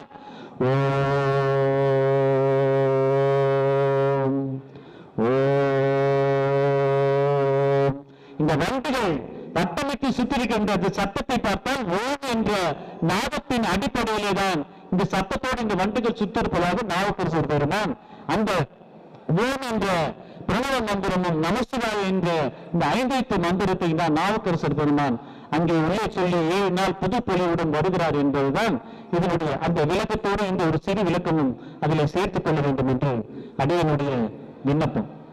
இப்ப நாவுக்கரசர் பெருமான் இந்த சுண்ணாம்பூஜாவிலேயே போடுறார். நீங்கள் இங்கேதான் அடியவர்களுடைய பக்தியினுடைய நம்பிக்கையை நாம் உற்று பார்க்க வேண்டும். மனதளவில் கூட யாரும் தன்னுடைய பக்தியை பரிசோதிக்கும் போது தன்னுடைய பக்தியை அவர்கள் சோர்ந்து போகாமல் இருந்ததுதான் அவர்கள் எல்லாம் அடியார்களாக மாறினார்கள். அவர்கள் தான் அடியார்கள், நாமெல்லாம் அடியார்கள் கிடையாது. நம்மளை கொஞ்சம் சோதிச்சுட்டாவே நம்ம என்ன பண்ணுவோம், எப்ப நான் சிவனே கெதி நின்றேன், எனக்கு ஏண்டா இப்படி கொடுக்குற, சிவனை நிந்திக்க ஆரம்பிச்சிடும். நம்மளால கொஞ்சம் சோதனைகளை கூட நம்மளால் தாங்கிக்கூடிய மனமோ ஆற்றலோ தகுதியோ அதனுடைய நிலைப்பாடு நமக்கு கிடையாது. ஆனா அடியார்கள் அப்படி அல்ல. நீ எவ்வளவு சோதித்தாலும் இறைவன் இருக்கிறான், சிவன் இருக்கிறான். சிவனே சிவனே சிவனே சிவனே சிவனே சிவனே என்று சிவனே கெதி என்று இருந்தவர். அதனால்தான் அவர்கள் அடியார்களாக மாறினார்கள். எத்தனை சோதனைகள் என்னவென்று பார்ப்பீர்கள் என்று சொன்னால், அவர்கள் மாநிலத்தாக ஆட்கொள்ளும் முன்னாடி வரை அவர்களுக்கு சோதனைகளே கிடையாது. ஆட்கொண்ட பிறகுதான் அவர்களுக்கு சோதனை. ஏன்னா அந்த சோதனையில அவர்கள் எந்த அளவுக்கு நிலைத்திருக்கிறார்கள் என்று சிவபெருமானுக்கு தெரியும், இவர்கள் நிலைத்து இருப்பார்கள் என்று. ஆனால் இந்த பிரபஞ்சம் அறிய வேண்டும், அந்த சோதனைகளை இந்த அடியார்கள் எப்படி நிலைத்து இருந்திருக்கிறார்கள் என்பதை இந்த பிரபஞ்சம் அறிய வேண்டும் என்பதற்காகத்தான் இந்த சோதனைகள். எத்தனை சோதனைகள் நாவுக்கரசர் பெருமானுக்கு. மண்ணிலே உடலை பதித்து விட்டு தலையை மட்டும் வைத்துட்டு யானையை மிதிக்க சொல்கிற சோதனை, சுண்ணாம்பு ஜாலையை உள்ளே சென்று விட்டு அவர்களை அழைக்கின்ற சோதனை, கடலிலே கல்லை கட்டிவிட்டு இறக்குகின்ற சோதனை. இப்படி நீங்கள் பார்த்தீர்கள் என்று சொன்னால் பல சோதனைகளை. ஏன் முத்து மணியையும் கொட்டிவிட்டு அவனை பெருக்கும் போது முத்து மணியையும் கொட்டிவிட்டு அவருக்கு பொன்னாசை இருக்கிறதா என்று பார்த்த சோதனை, பெண்ணாசை இருக்கிறதா என்று பார்த்த சோதனை. இதையெல்லாம் சிவபெருமானுக்கு தெரியாதா? நாவுக்கரசர் அதைக்கெல்லாம் மயங்கி விடுவாரா என்று. ஆனால் இவைகளெல்லாம் சிவபெருமான் ஏன் செய்தார் என்று சொன்னால், அந்த பக்தியினுடைய நிலைப்பாடிலே நிலைத்து இருக்கக்கூடிய தன்மை அடியார்களுக்கு உண்டு என்பதை இந்த பிரபஞ்சம் அறிய வேண்டும் என்பதற்காகத்தான் அவர்களுக்கு எல்லாம் இப்படிப்பட்ட ஒரு சோதனைகளை எம்பெருமான் கொடுத்திருக்கிறார். நமக்கெல்லாம் அப்படிப்பட்ட நிலைத்து இருக்கக்கூடிய தன்மை, நமக்கெல்லாம் அந்த உறுதி நிலைப்பாடு தான் பக்தியிலே நாம் இருக்க வேண்டும். நமக்கு கொஞ்சமாவது சரிகிறது, மனதார கூட நம்ம என்ன பண்றோம், இப்ப நமக்கு சுண்ணாம்பு ஜாலியில வாங்க நம்ம எல்லாம் போலாம் அப்படின்னு சொன்னா, உண்மையிலேயே அங்க சுண்ணாம்பு ஜாலியில இருந்து வா நம்ம எல்லாம் மனுஷாய் மந்திரத்தை சொல்லிக்கிட்டு போவோம். நாவுக்கரசர் சொன்னார், நாமளும் சொன்னால் கூட நமக்கு ஒன்றும் ஆகாது என்று நாம் சொல்லிக் கொண்டு அங்க எல்லாம் அத்தனை பேரும் போவோம் என்று சொன்னால், எத்தனை பேர் என்னோட கூட வருவ முடியும்? எத்தனை பேர் அதை சொல்லிக்கொண்டு நம்மளோட பின்தொடர முடியும்? பின்தொடரலாம், பாதி பேர் இங்கே இருக்கலாம், சில பேர் தொடரலாம். தொடரல் கூட தன்னுடைய மனதில் நிலைப்பாடுகள் உண்மையிலே நம்ம அறிஞ்சு விடுமா, இல்லை நம்ம நல்லா திருப்பி வந்துவிடுமா என்ற ஒரு சந்தேகத்தின் கூட அடிப்படையிலே தான் நாம் செய்வோமே தவிர, இறுதி நிலைப்பாடோடு நிலைத்திருக்கக்கூடிய தன்மையோடு நமக்கு அந்த பக்தி நிலைப்பாடு நமக்கெல்லாம் இன்னும் வராமல் போடுவதால் தான் நம்மளாம் இன்னும் பக்தி நிலையிலேயே இருக்கிறோம். அடியாருடைய நிலைப்பாடுகளில் நாம் செல்லாமல் இருக்கிறோம். அதற்கு ஒரு அழகாக ஒரு சிறிய கதை கூட உண்டு. இப்போ நம்ம திருவாசகத்தை போய் படிக்கிறோம், திருவாசக முற்றுதல் நடத்துறோம், எல்லாரும் வந்து படிக்கிறோம். எதுக்காக படிக்கிறோம்? திருவாசக முற்றுதல் எதற்காக நம்ம வந்து ஓதுறோம்? நம்ம எதுக்கு ஓதுறோம்? நம்ம முக்தி அடையணும், நம்மளுடைய பாவங்கள் எல்லாம் கரையணும். இதற்காக நம்ம வந்து திருவாசக முற்றுதலை வந்து கலந்துக்கிறோம், பதிகங்கள் ஓதப்படுகிறது. இப்படி ஒரு முற்றுதல்ல போய் வந்துட்டு இருக்கிறாங்களாம். அந்த முற்றுதல்ல திருவாசகம் என்று என்ன தெரியாத ஒருத்தரும் கூட கலந்துக்கிறான். அவனும் கலந்துக்கிட்டு இந்த திருவாசக முற்றுதல் முடிந்து வருகிறார்கள். வரும்போது அவனுக்கு போகும்போது சொல்றாங்க யாரோ, எப்ப அந்த திருவாசக முற்றுதல்ல போய் கலந்துக்கிட்டா உன்னுடைய பாவங்கள் எல்லாம் போயிடும், முக்தி அடையலாம். சிவபெருமானே வந்து எழுதின வார்த்தைகள், இதை நீ படிச்சுன்னா உனக்கு முக்தி கிடைக்கும், உன் பாவங்கள் எல்லாம் கரைஞ்சிடும், சிவபெருமானே உங்ககிட்ட உன் உள்ளத்துல ஓடி வந்துடுவாராம். இதெல்லாம் சொல்றாங்க. சொன்ன உடனே அவனுக்கு ஒரு ஆசை, சரி இந்த முற்றுதல் வந்து கலந்துக்கிட்டான். அவன் அதுவரை பாவங்களே செய்திருந்தவன் தான். இந்த திருவாசகத்தை வரவை பத்தி சொன்னாங்க, கேள்விப்பட்டவுடன் அந்த முற்றுதலில் அவனும் வந்து கலந்து கொண்டான். கலந்து கொண்டு எல்லோரும் முற்றுதல் முடித்து விட்டு கும்பலாக வருகிறார்கள். வரும்போது அவங்களுக்கு ஒரு சோதனைகள் வருகிறது. ஒரு குட்டையிலே ஒரு 2 கிழவனும் கேள்வியும் மாட்டிக்கொள்கிறார்களாம். அவர்களை காப்பாற்ற வேண்டும் என்று அவர்கள் துடிக்கிறார்கள். அப்ப யார் காப்பாற்ற வேண்டும் என்று நினைக்கிறார்கள். அப்ப அவங்க சொல்றாங்க, யாராவது காப்பாற்றணும். அந்த முற்றுதல் முடிச்சுட்டு வந்து அவங்க எல்லாருமே காப்பாற்ற முயல்கிறார்கள். அப்ப அந்த கிழவன் கேள்வி சொல்றாங்க, ஐயோ நீங்க யாருல பாவம் செய்யாம இருக்கிறீங்களோ அவங்க வந்து என்னை தொட்டு காப்பாத்தினாதான் நான் வந்து உயிரோட முடியும். பாவம் செய்தீங்க வந்து என்னை தொட்டீங்கன்னா நீங்க எரிந்து போய்வீர்கள் என்று சொல்கிறான். இது எனக்கு வாங்கி வந்தா சாபமாக நான் கருதுகிறோம் என்று சொல்கிறார்களாம். அப்ப எல்லாரும் முன்வைத்த கால என்ன பண்றாங்க, எல்லாருமே பின் வைத்து அப்படியே நின்றுடுறாங்க, யாரும் போகல. இந்த திருவாசகம் என்ன தெரியாம இப்ப வெறும் ஏதோ சொன்னா பாவெல்லாம் போயிடுன்னு ஒருத்த வந்தா இல்லையா, அவன் மட்டும் ஓடி போய் இவங்களை தொட்டு காப்பாத்தினானாம். அவங்க எரியவும் இல்லை, ஒண்ணும் இல்லை. அப்ப வந்தவர்களுக்கு எல்லாம் ஒரு ஆச்சரியம், என்னடா இவன் மட்டும் ஓடி போய் காப்பாத்தினானே, எப்படி இது, இவனுக்கு திருவாசகம் இன்னைக்குதான் வரான், இன்னைக்குதான் படிச்சான், ஏதோ கூட உட்கார்ந்துட்டு போறான், ஆனா இவன் எரியவே இல்லையே, இது என்னவென்று கேட்டால் வந்த அந்த கிழி உருவமாக எம்பெருமான் எம்பிராட்டி எழுந்தருளி அவன் உண்மையிலேயே திருவாசகத்தை படித்தால் பாவம் நீங்கும் என்ற தன் ஆன்மாவை கொண்டு திருவாசகத்தை பயணித்தான். நீங்க வெறும் திருவாசகத்தை பாடலாக பாடி இத்தனை நாள் படித்து கூட இன்னும் பாவங்கள் கரையவில்லையே என்ற இன்னும் உங்களுக்கு அந்த ஏக்கம் இருக்கிறதே தவிர கரைந்தது என்ற அந்த நிலைப்பாடு உங்ககிட்ட பக்தியில இல்லாமல் போய்விட்டது காரணத்தினால் இன்னும் நீங்கள் திருவாசகத்தை படித்துக் கொண்டிருக்கிறீர்கள், அவன் அந்த பாவத்தை கரைத்திருக்கிறான் என்று சொன்னார்கள். அப்படி இறுதி நிலைப்பாடு நமக்கு, அந்த உறுதி நிலைப்பாடுதான் பக்தியில வேணும். எத்தனை சோதனைகள் வரட்டும், எத்தனை இடர்பாடுகள் நமக்கு வரட்டும், அப்போது கூட நாம் சிவனே சிவனே சிவனே சிவனே என்று அவன் திருவடியை நாம் நிலைத்திருக்கக்கூடிய தன்மை நம்மிடம் இருந்தால் நம்மை எதுவுமே ஒன்றும் செய்ய முடியாது. கர்ம விளைப்பயன்கள் நாம் அனுபவித்தே ஆக வேண்டும், இதிலிருந்து நாம் விடுபட முடியாது. ஆனால் நாம் சிவனோடு சிவனை மட்டுமே நாம் நிலைத்திருந்தால் நமக்கு சுனாமி போல வர பாவங்கள் மூட்டைகள் கூட, சுனாமி போல வருகின்ற கவலைகள் கூட அலைகள் போல நம் காலை வருடி விட்டு போயிடும். ஏன்னா நமக்கு சிவபக்தர்கள், நம் சிவனடியார்கள். அதனால சிவனை நோக்கி நாம் இருக்கும்போது இந்த சிவனுக்கிட்ட நம்ம இருக்கக்கூடிய தன்மை நம்மளுடைய பாவங்களில் எல்லாம் கரைத்து கரைத்து கரைத்து கரைத்து ஒரு காலகட்டத்திலே நாம் முத்தி அடையக்கூடிய தன்மையை நாம் பெறக்கூடிய தன்மை நமக்கு பாக்கியம் கிடைக்கும். ஆனால் அதுக்கு நிலைக்கக்கூடிய தன்மை உறுதி நிலைப்பாடு பக்தியிலே நமக்கு பக்தி மார்க்கத்தில் வேணும். இங்க ஒரு கால் அங்க ஒரு கால் நினைத்து இருக்கிறோம், சிவனோடு நம்ம நினைக்கிறோம். அப்ப நாங்க வந்து உட்காரோம், சிவனை நினைக்கிறதா எல்லாரும் வந்து உட்கார்ந்து இருக்கிறோம். சிவனை நினைக்கிறோம் என்று சொன்னால் இல்ல, மணி 5 ஆச்சு, எப்ப பஸ் வரும், எப்ப இந்த நிகழ்ச்சி முடியும், நம்ம ஓடணும், அங்க எல்லா வேலையிலும் அப்படியே இருக்கிறது. நம்ம போறது வீட்டு போறது 8 மணி ஆயிடும். நம்முடைய சிந்தனைகள் முழுவதும் நம்மளுடைய இல்லத்தை நோக்கியும் நம்மளுடைய பேர பிள்ளைகளை நோக்கியும் பிள்ளைகளை நோக்கியும் இருக்குமே தவிர சிவனை நோக்கி இருப்பது இங்கே குறைவு. நாம் சிவனை நோக்கி இருக்கக்கூடிய ஐக்கியமாக்கக்கூடிய தன்மை யாரிடம் இருக்கிறதோ, நான் இங்க இருக்கிற அந்த பார்த்திருக்கு சிவன் பார்த்துக்குவான் என்ற தன்மை நம்மிடம் இருந்தால் அது தன்னாலே எல்லாமே நடக்கும். அப்ப சிவனே சிவனே சிவனே என்று உருவக்கூடிய தன்மை, நாம் நினைத்திருக்கக்கூடிய தன்மை நாம் பக்தி மார்க்கத்திலே வளர்த்தினால்தான் நமக்கெல்லாம் அந்த சிறப்பு கிடைக்கும். ரமண பகவான் கிட்ட ஒருத்தர் போய் கேட்டாங்களாம், சுவாமி நீங்கள் பெரிய அடியார், பெரிய சுவாமிகள் நீங்க, நான் சிறியவன் அப்படி என்று அவன் போய் ஒரு சந்தேகம் என்று கேட்டாராம். அப்ப ரமண பகவான் சொல்றாராம், நான் இல்லப்பா பெரிய சாமி, நீ தான்ப்பா பெரிய சாமி, நானும் சின்ன சாமி தான்ப்பா என்று சொன்னாராம். என்ன சாமி நீங்க சொல்றீங்க என்று ரமண பகவான் கேட்கும்போது அப்ப ரமண பகவான் சொன்னாராம், நான் சிற்றின்பத்தை துறந்து பேரின்பத்தை நோக்கி பயணிக்கிறேன். சிற்றின்பத்தை துறந்து நான் வாழ்வதனால் நான் சிறிய சாமிப்பா, நீ எல்லாம் பேரின்பத்தை தொடர்ந்து சிற்றின்பத்தோட வாழ்ந்து கொண்டிருக்கிறாய், அதனால் நீ பேரின்பத்தையே தொடர்ந்ததனால் நீ பெரிய சாமி, நான் சிற்றின்பத்தை தொடர்ந்ததனால் நான் சிறிய சாமி என்று ரமண பகவான் சொன்னாராம். அதனால் நாங்கெல்லாம் இந்த சிற்றின்பத்தை எப்ப தொடர்ந்து பேரின்பத்தை அடைய பயணம் நாம் நோக்குகிறோமோ அப்போதுதான் நம்ம எல்லாம் அடியவர்களுடைய வாழ்க்கையிலே நாம் செல்ல முடியும். அப்போ இந்த நிலைத்திருக்கக்கூடிய பக்தர்களுடைய தன்மையிலே நாம் இறைவனுடைய சிவநாமத்தை சொல்லி நாம் நிலைத்திருக்கக்கூடிய தன்மை, சோதனைகள் வரும்போது கூட அந்த சோதனைகளிலே நம்முடைய அடியவர்களுடைய வாழ்க்கை எந்த அளவுக்கு ஒரு சோதனையிலே நிலைத்திருந்திருக்கிறார்கள் என்பதை உணரத்தக்கதான் இந்த பிரபஞ்சம் உணர வேண்டும் என்பதுதான் இந்த 63 நாயன்மார்கள் கண்ட சோதனை. 63 நாயன்மார்கள் வாழ்ந்த வாழ்க்கை வரலாறு நம்ம பட்டியலிட்டு பார்த்தோம்னா நாம் வாழ்கின்ற வாழ்க்கையில அதுல ஒரு துளி கூட கிடையாது. அவர்கள் வாழ்ந்த வாழ்க்கையில் நாம் ஒரு நாள் கூட அப்படிப்பட்ட சோதனை கால காட்டுகளில் நாம் வாழவில்லை.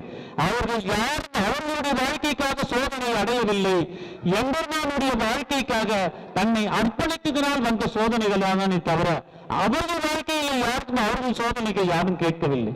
தன்னுடைய வாழ்க்கையிலே அது வேண்டும் இது வேண்டும் என்று நால்வர் பெருமக்கள் கேட்கவில்லை. எல்லாரும் இந்த பிரபஞ்சம் இன்புற்று வாழ வேண்டும் என்று பிறர்களுக்காக கேட்டதுதான் அடியவர்களுடைய வாழ்க்கை. யாரும் நம்முடைய எனக்கு இது வேண்டும் அது வேண்டும் என்று கேட்கவில்லை. நம்ம எல்லாம் கோயிலுக்கு போய் பிரார்த்தனை பண்றோம். எது நம்ம பிரார்த்தனை பண்றோம்? யாராவது நம்ம பிறவா நிலையும் மறவா நிலையும் வேண்டும் என்று நாம் உன்னை மறவாத நிலையும் பிறவாத நிலையும் வேண்டும் என்று நாம் யாராவது கேட்டிருக்கோமா? நாம் போய் கேட்கக்கூடிய பிரார்த்தனைகளே நம்மளுடைய குடும்பத்திற்காகவும் நம்மளுடைய இல்லத்திற்காகவும் நம்முடைய சுற்றத்திற்காகவும் தான் நம்ம கேட்கிறோமே தவிர பிறவா நிலையும் மறவா நிலையை கொடுத்திட வேண்டும் இறைவா என்று நாம் யாராவது பிரார்த்தனை செய்திருக்கிறோமா என்று சொன்னால் அடியவர்கள் மட்டும்தான் அப்படிப்பட்ட பிரார்த்தனைகளை வைக்கிறார்கள். நாம் எல்லாம் இன்னும் அடியார்களாக ஆக்காமல் நம்ம எல்லாம் அடியார்கள் என்று சொன்னாலே தவறு. நாமெல்லாம் இன்னும் அந்த அடியார்கள் வாழ்க்கைக்கு நம்ம போகவே இல்லை. அடியார்கள் என்று நாம் சொல்வதையே தவிர்க்க வேண்டும். நாம் எல்லாம் பக்திமார்கள், பக்தர்கள் சொல்லிடலாம். ஆனா அடியார்கள் என்று நாம் அடைமொழி இட்டுக் கொள்வதே தவறு. அடியார்களுடைய வாழ்க்கை யார் அடியார்கள்? 63 நாயன்மார்களும் 9 தொகடியார்களும் 18 சித்தர்களும் ஞானிகள் ரிஷிகள் மகான்கள் சித்தர்கள் ஞானிகள் இவரையெல்லாம் சிவனுக்காகவே அர்ப்பணித்தவர்கள் மட்டும்தான் அடியார்கள். நாம் எல்லாம் அடியார்கள் அல்ல, நாம் எல்லாம் பக்தர்கள். ஆக இந்த பக்தி மார்க்கத்திலே இறைவனை நாம் தொழுது இறைவனை உணர்ந்து இறைவனோடு இருக்கக்கூடிய ஒரு தன்மை, நிலைத்து இருக்கக்கூடிய ஒரு தன்மை, அந்த நிலைத்து இருக்கக்கூடிய தன்மையிலே தான் நாம் பக்தி மார்க்கத்தை வளர்க்க வேண்டும். இந்த பக்தியிலே இறைவனோடு நாம் இருக்கக்கூடிய இந்த நமக்கெல்லாம் பதியங்கள் பாட தெரியாது, பதியங்கள் பாட வேண்டாம், பாசகங்கள் பாட வேண்டாம், பதியங்கள் மனப்பாடமாக தெரிய வேண்டாம். ஆனால் எதை தெரியுதோ இல்லையோ நான் இங்கே இருக்கக்கூடிய அத்தனை அடியார்களுடைய திருவடிகளை வணங்கி கேட்பது, எதை தெரிந்து கொள்கிறீர்களோ இல்லையோ சிவபுராணத்தை 95 வரிகளை மட்டுமாவது நீங்கள் உங்கள் இல்லத்திலே தெரிந்து கொள்ளுங்கள். நமசிவாய வாழ்க என்று ஆரம்பிக்கக்கூடிய அந்த சிவபுராண பதிகத்தை மட்டுமாவது நீங்கள் தெரிந்து கொண்டால், சிவபுராணம் தான் இந்த ஆன்மீகத்துக்கு ஒரு கடவுள். நீ அந்த கடவுளை நீங்கள் போட்டுவிட்டீர்கள் என்று சொன்னால் பின்னாடி அந்த கட்டடம் எப்படிப்பட்ட கட்டடமாக எழுப்ப வேண்டும் என்று எம்பெருமானுக்கு தெரியும். இந்த ஆன்மாவிலே சிவபுராணத்தை நீங்கள் கடவுள் போட்டுவிட்டால் இந்த ஆன்மீக பக்தி பின்னாடி இந்த கடவுள் எப்படிப்பட்ட கட்டடம் எழும்ப வேண்டும் என்று எம்பெருமானுக்கு தெரியும். அப்படிப்பட்ட இந்த சிவபுராணத்தை உங்களுடைய இல்லங்களிலே உங்களுடைய எதிர்கால சந்ததிகளுக்கும் கூட இந்த சிவபுராணத்தை நீங்கள் ஓதி கற்றுக் கொடுக்க வேண்டும். இந்த 95 வரிகள் மட்டுமாவது நீங்கள் எதையும் நீங்க சொல்லிக் கொடுக்கிறீர்களோ இல்லையோ, தெரிந்து கொள்கிறதோ இல்லையோ, அவர்களுக்கு நீங்க சொல்லிக் கொடுக்க வேண்டாம். அதிகாலையில எழுந்து அமர்ந்து நீங்கள் உங்கள் அறையிலே பூஜை அறையிலே உங்கள் இல்லத்திலே சத்தமாக பாடுங்க. நமசிவாய வாழ்க, நாதன் தாழ் வாழ்க, இணைப்போதும் என் நெஞ்சில் நீங்காதான் தாழ் வாழ்க என்று நீங்கள் சொல்ல சொல்ல சொல்ல உங்கள் குழந்தைகள் செவிகளிலே போய் சேர்கிறது. அது எங்காவது ஒரு நாள் மரமாக மாறும்.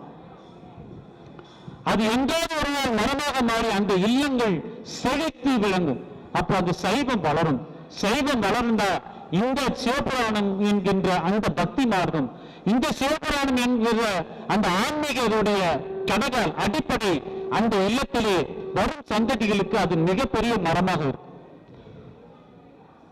எங்கோ என்னுடைய தாய் இந்த சிவபுராணத்தை சொல்லிக் கொடுத்ததுனால்தான் பல காலம் நான் மறந்தால் கூட பல ஆண்டுகள் கழித்து மீண்டும் இந்த சிவபுராணத்திலே பயணித்து திருவாசகத்தோடு இணைந்திருக்கிறேன் என்று சொன்னால் மணிவாசக பெருமான் இட்ட பிச்சையும் சிவபெருமான் இட்ட கருணையும் என் தாய் கொடுத்த பிச்சையும் தான் இன்று நான் இந்த திருவாசகத்தை ஓதக்கூடிய சக்தி கிடைத்தது.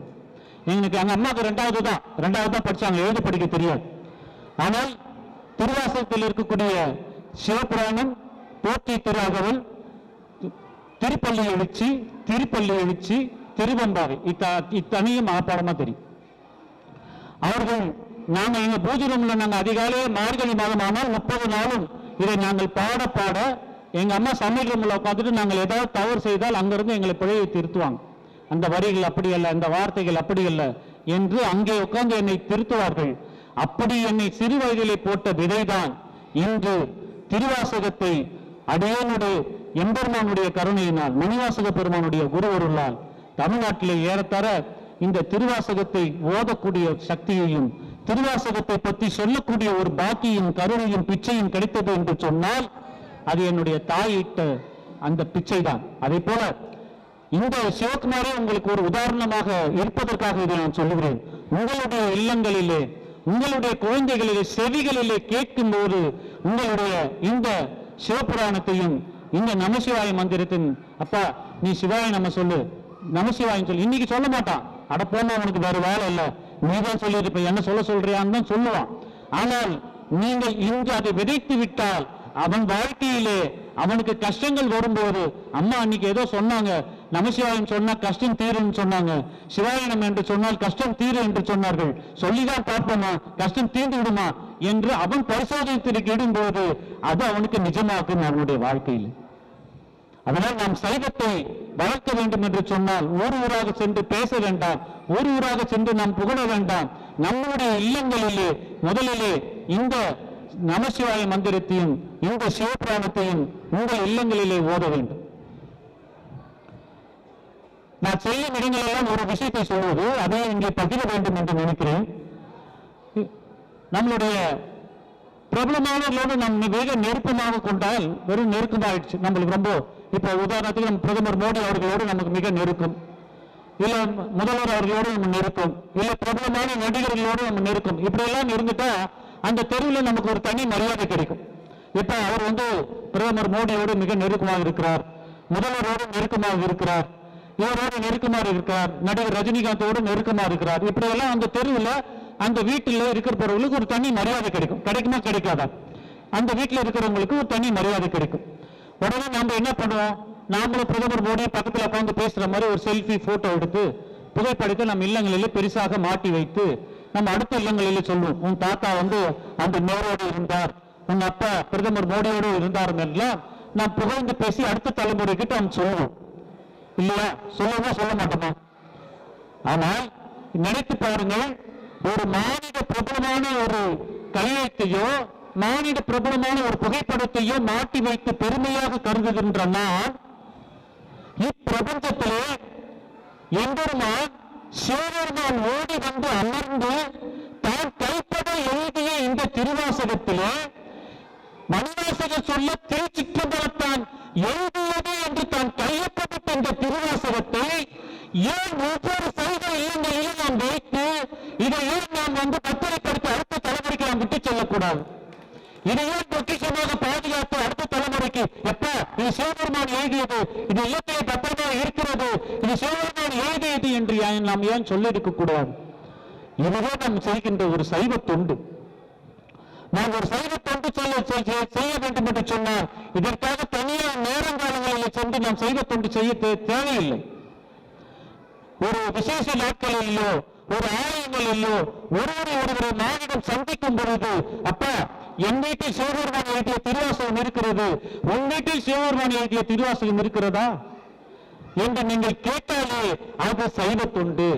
அப்ப அவர்களுடைய இல்லத்திலே இந்த திருவாசகத்தை கொண்டு போய் சேர்க்கக்கூடிய தொண்டாக நீங்க செய்யக்கூடிய தொண்டு இது சைவ தொண்டாக மாறும்.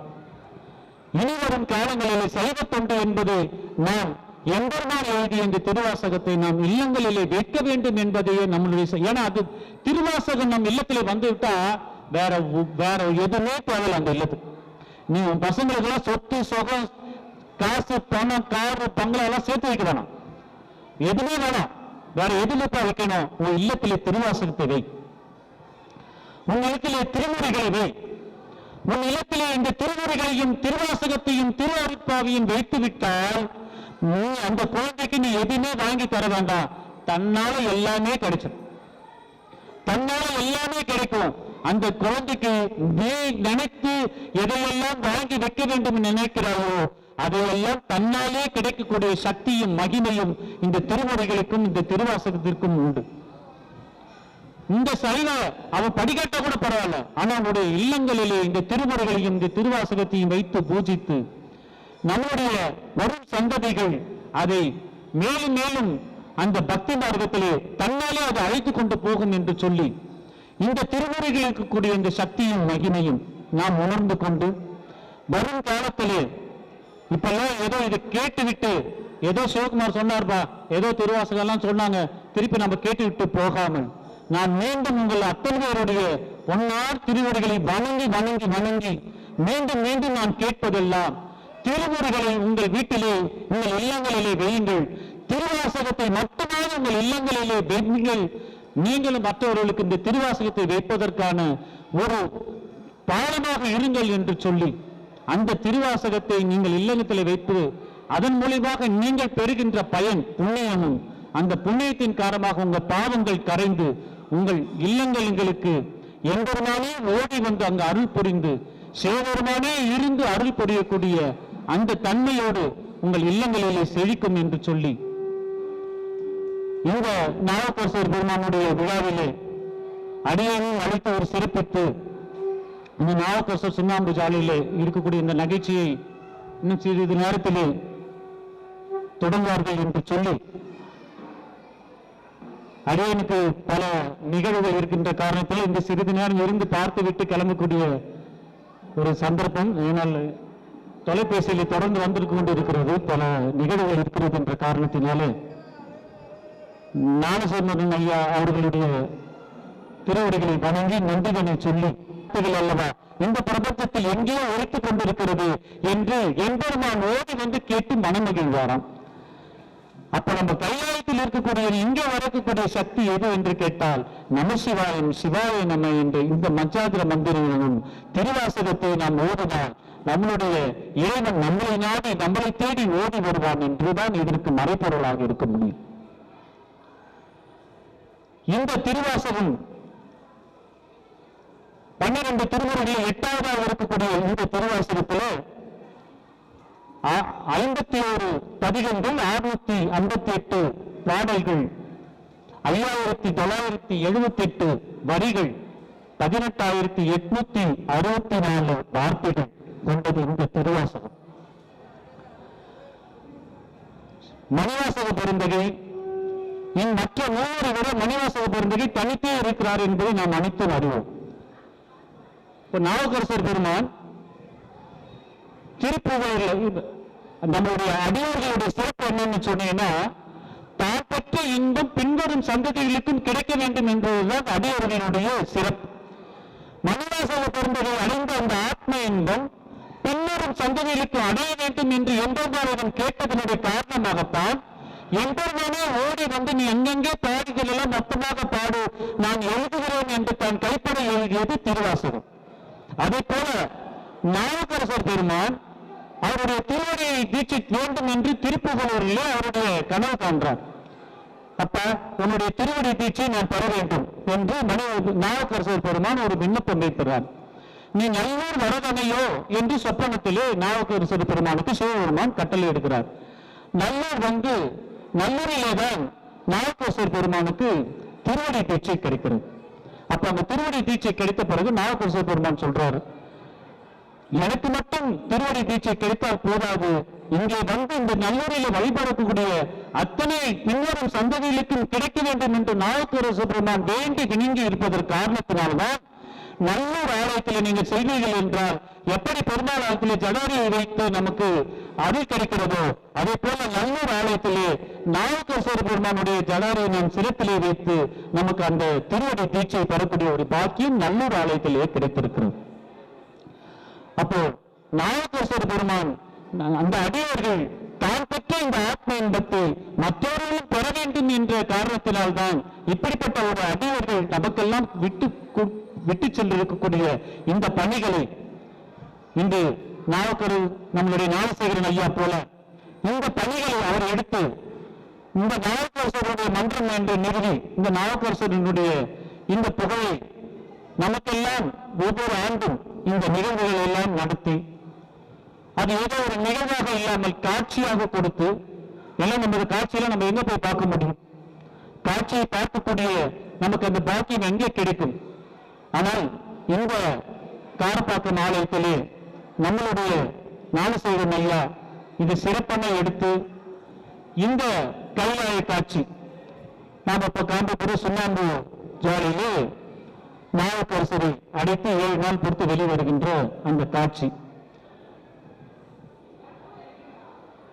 நாவுக்கரசர் பெருமான் உள்ளே அமர்ந்து சொன்னது வெறும் பதியங்களையும் நமசிவாய மந்திரத்தையும் தான். அதைத்தான் நம்மளுடைய பௌரசையா அவர்கள் சொன்னார்கள். என்ன சொன்னார்? உள்ள மாசில் வீணையும் மாலை மதியமும் வீசும் தென்றலும் நீங்கள வேண்டியும் மூசு வண்டரை பொய்களில் போன்றதே ஈசன் என்ற இணையடி நிழலே என்று சொன்னதுக்கிறார் நாவுக்கரசர் பெருமான்.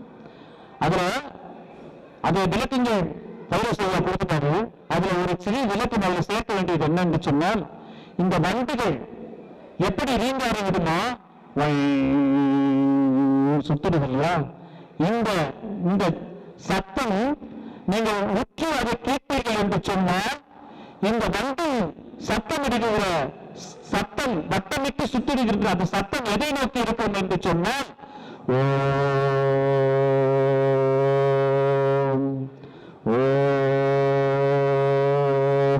இந்த வண்டிகள் வட்டமிட்டு சுத்திருக்கின்ற அந்த சத்தத்தை பார்த்தால் ஓம் என்ற நாதத்தின் அடிப்படையிலே தான் இந்த சத்தத்தோடு இந்த வண்டிகள் சுத்திருப்பதாக நாவுக்கரசர் பெருமான் அந்த ஓம் என்ற பிரணவ மந்திரமும் நமசிவாய என்ற இந்த 5 மந்திரத்தை தான் நாவுக்கரசர் பெருமான் அங்கே உள்ளே சொல்லி 7 நாள் புது பொலிவுடன் வருகிறார் என்பதுதான் இதனுடைய அந்த விளக்கத்தோடு இந்த ஒரு சிறு விளக்கமும் அதில் சேர்த்துக் கொள்ள வேண்டும் என்று அடியனுடைய விண்ணப்பம்.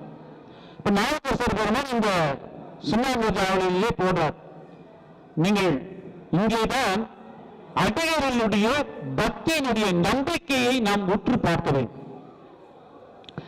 மனதளவில் கூட யாரும் தன்னுடைய பக்தியை பரிசோதிக்கும் போது தன்னுடைய பக்தியிலே அவர்கள் சோர்ந்து போகாமல் இருந்ததுதான் அவர்கள் எல்லாம் அடியார்களாக மாறினார்கள். அவர்கள் தான் அடியார்கள், நாமெல்லாம் அடியார்கள் கிடையாது. நம்மளை கொஞ்சம் சோதிச்சுட்டாவே நம்ம என்ன பண்ணுவோம், எப்ப நான் சிவனே கெதி நின்றேன், எனக்கு ஏண்டா இப்படி கொடுக்கிற சிவனை நிந்திக்க ஆரம்பிச்சிடும். நம்மளால் கொஞ்சம் சோதனைகளை கூட நம்மளால் தாங்கிக்கூடிய மனமோ ஆற்றலோ தகுதியோ அதனுடைய நிலைப்பாடு நமக்கு கிடையாது. ஆனா அடியார்கள் அப்படி அல்ல. நீ எவ்வளவு சோதித்தாலும் இறைவன் இருக்கிறான், சிவன் இருக்கிறான், சிவனே சிவனே சிவனே சிவனே சிவனே சிவனே என்று சிவனே கெதி என்று இருந்தவர். அதனால்தான் அவர்கள் அடியார்களாக மாறினார்கள். எத்தனை சோதனைகள் என்னவென்று பார்ப்பீர்கள் என்று சொன்னால், அவர்கள் மாநிலத்தாக ஆட்கொள்ளும் முன்னாடி வரை அவர்களுக்கு சோதனைகளே கிடையாது. ஆட்கொண்ட பிறகுதான் அவர்களுக்கு சோதனை. ஏன்னா அந்த சோதனையிலே அவர்கள் எந்த அளவுக்கு நிலைத்திருக்கிறார்கள் என்று சிவபெருமானுக்கு தெரியும், இவர்கள் நிலைத்து இருப்பார்கள் என்று. ஆனால் இந்த பிரபஞ்சம் அறிய வேண்டும், அந்த சோதனைகளை இந்த அடியார்கள் எப்படி நிலைத்து இருந்திருக்கிறார்கள் என்பதை இந்த பிரபஞ்சம் அறிய வேண்டும் என்பதற்காகத்தான் இந்த சோதனைகள். எத்தனை சோதனைகள் நாவுக்கரசர் பெருமானுக்கு.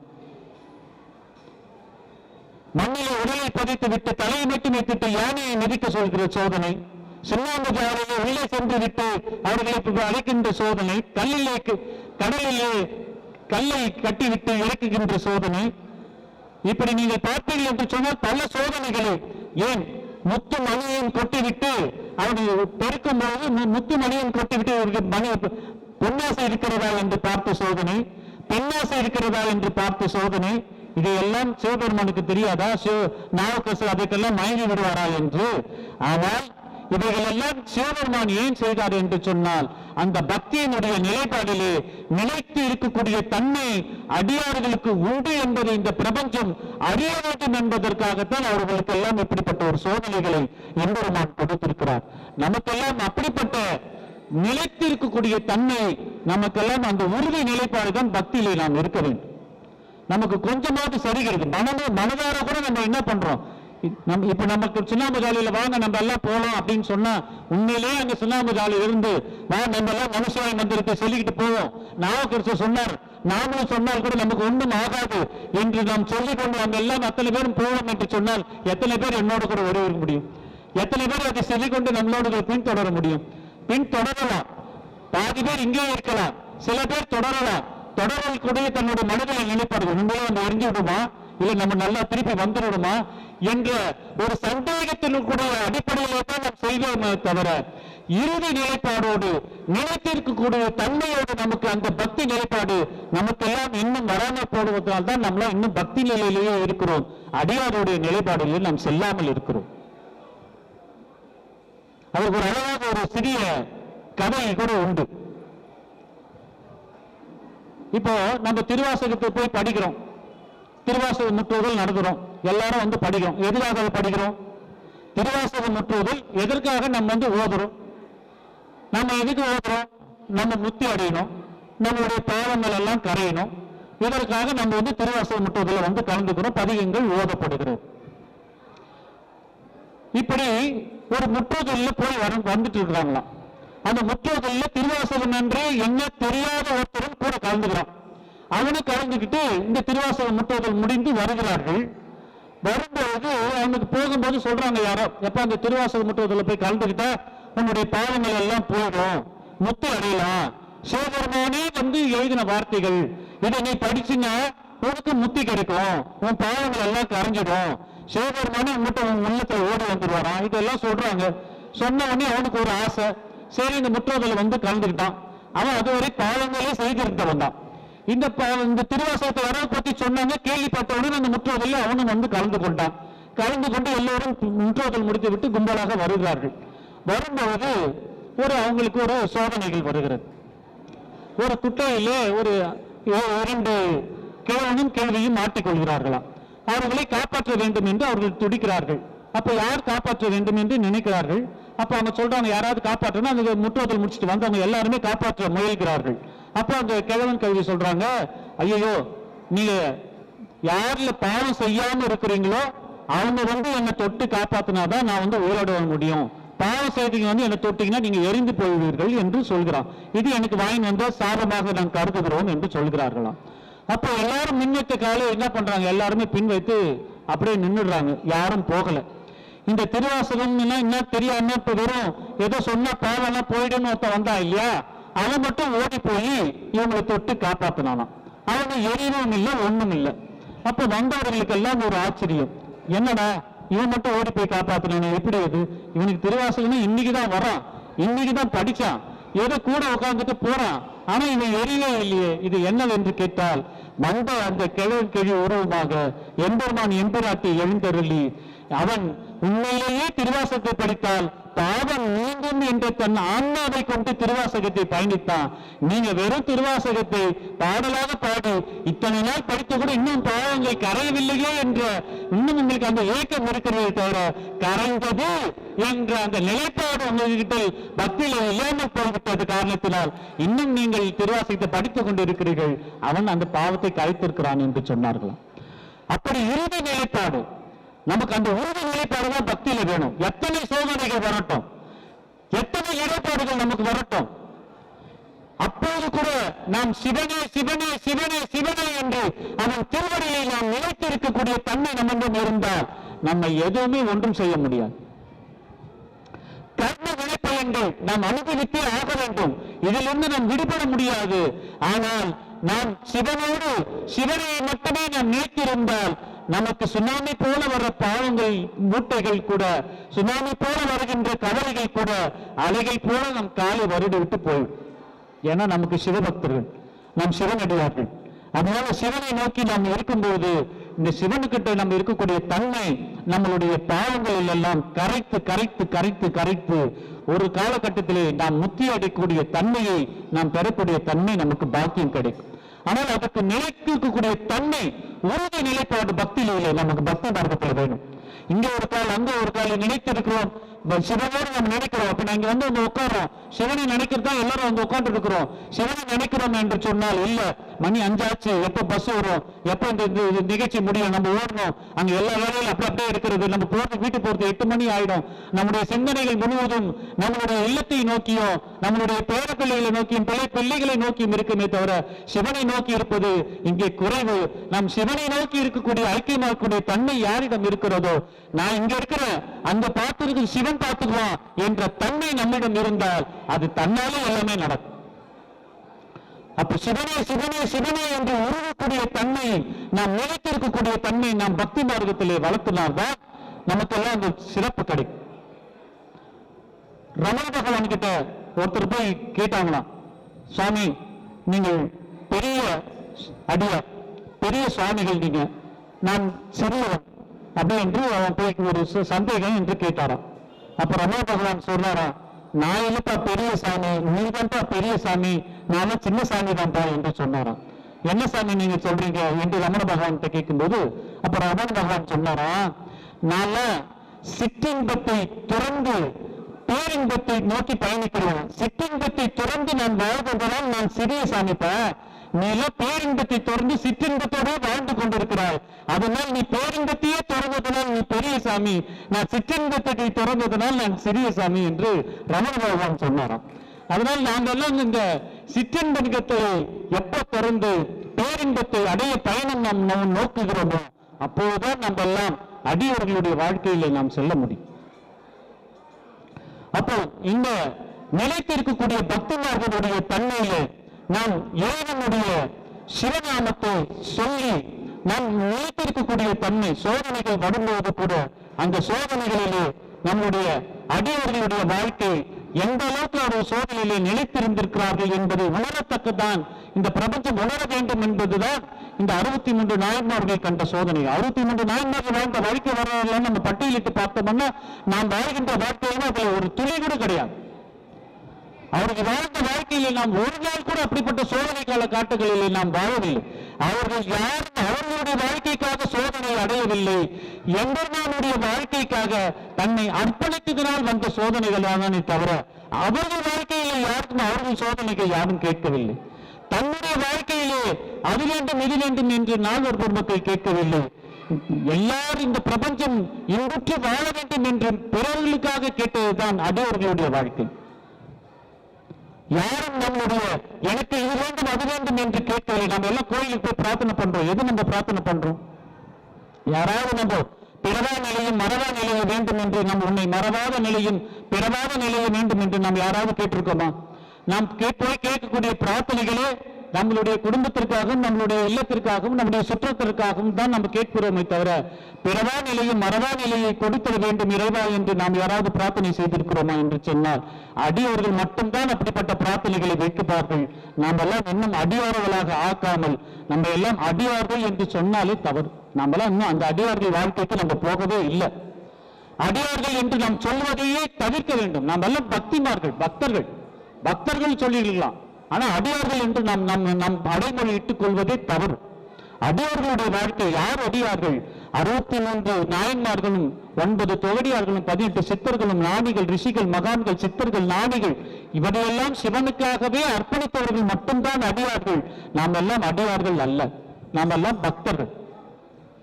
ஆக இந்த பக்தி மார்க்கத்திலே இறைவனை நாம் தொழுது இறைவனை உணர்ந்து இறைவனோடு இருக்கக்கூடிய ஒரு தன்மை, நிலைத்து இருக்கக்கூடிய ஒரு தன்மை, அந்த நிலைத்து இருக்கக்கூடிய தன்மையிலே தான் நாம் பக்தி மார்க்கத்தை வளர்க்க வேண்டும். இந்த பக்தியிலே இறைவனோடு நாம் இருக்கக்கூடிய இந்த நமக்கெல்லாம் பதியங்கள் பாட தெரியாது, பதியங்கள் பாட வேண்டாம், பாசகங்கள் பாட வேண்டாம், பதியங்கள் மனப்பாடமாக தெரிய வேண்டாம். ஆனால் எதை தெரியுதோ இல்லையோ நான் இங்கே இருக்கக்கூடிய அத்தனை அடியார்களுடைய திருவடிகளையும் வணங்கி கேட்பது, எதை தெரிந்து கொள்கிறீர்களோ இல்லையோ சிவபுராணத்தை 95 வரிகளை மட்டுமாவது நீங்கள் உங்கள் இல்லத்திலே தெரிந்து கொள்ளுங்கள். நமசிவாய வாழ்க என்று ஆரம்பிக்கக்கூடிய அந்த சிவபுராண பதிகத்தை மட்டுமாவது நீங்கள் தெரிந்து கொண்டால், சிவபுராணம் தான் இந்த ஆன்மீகத்துக்கு ஒரு கடவுள்.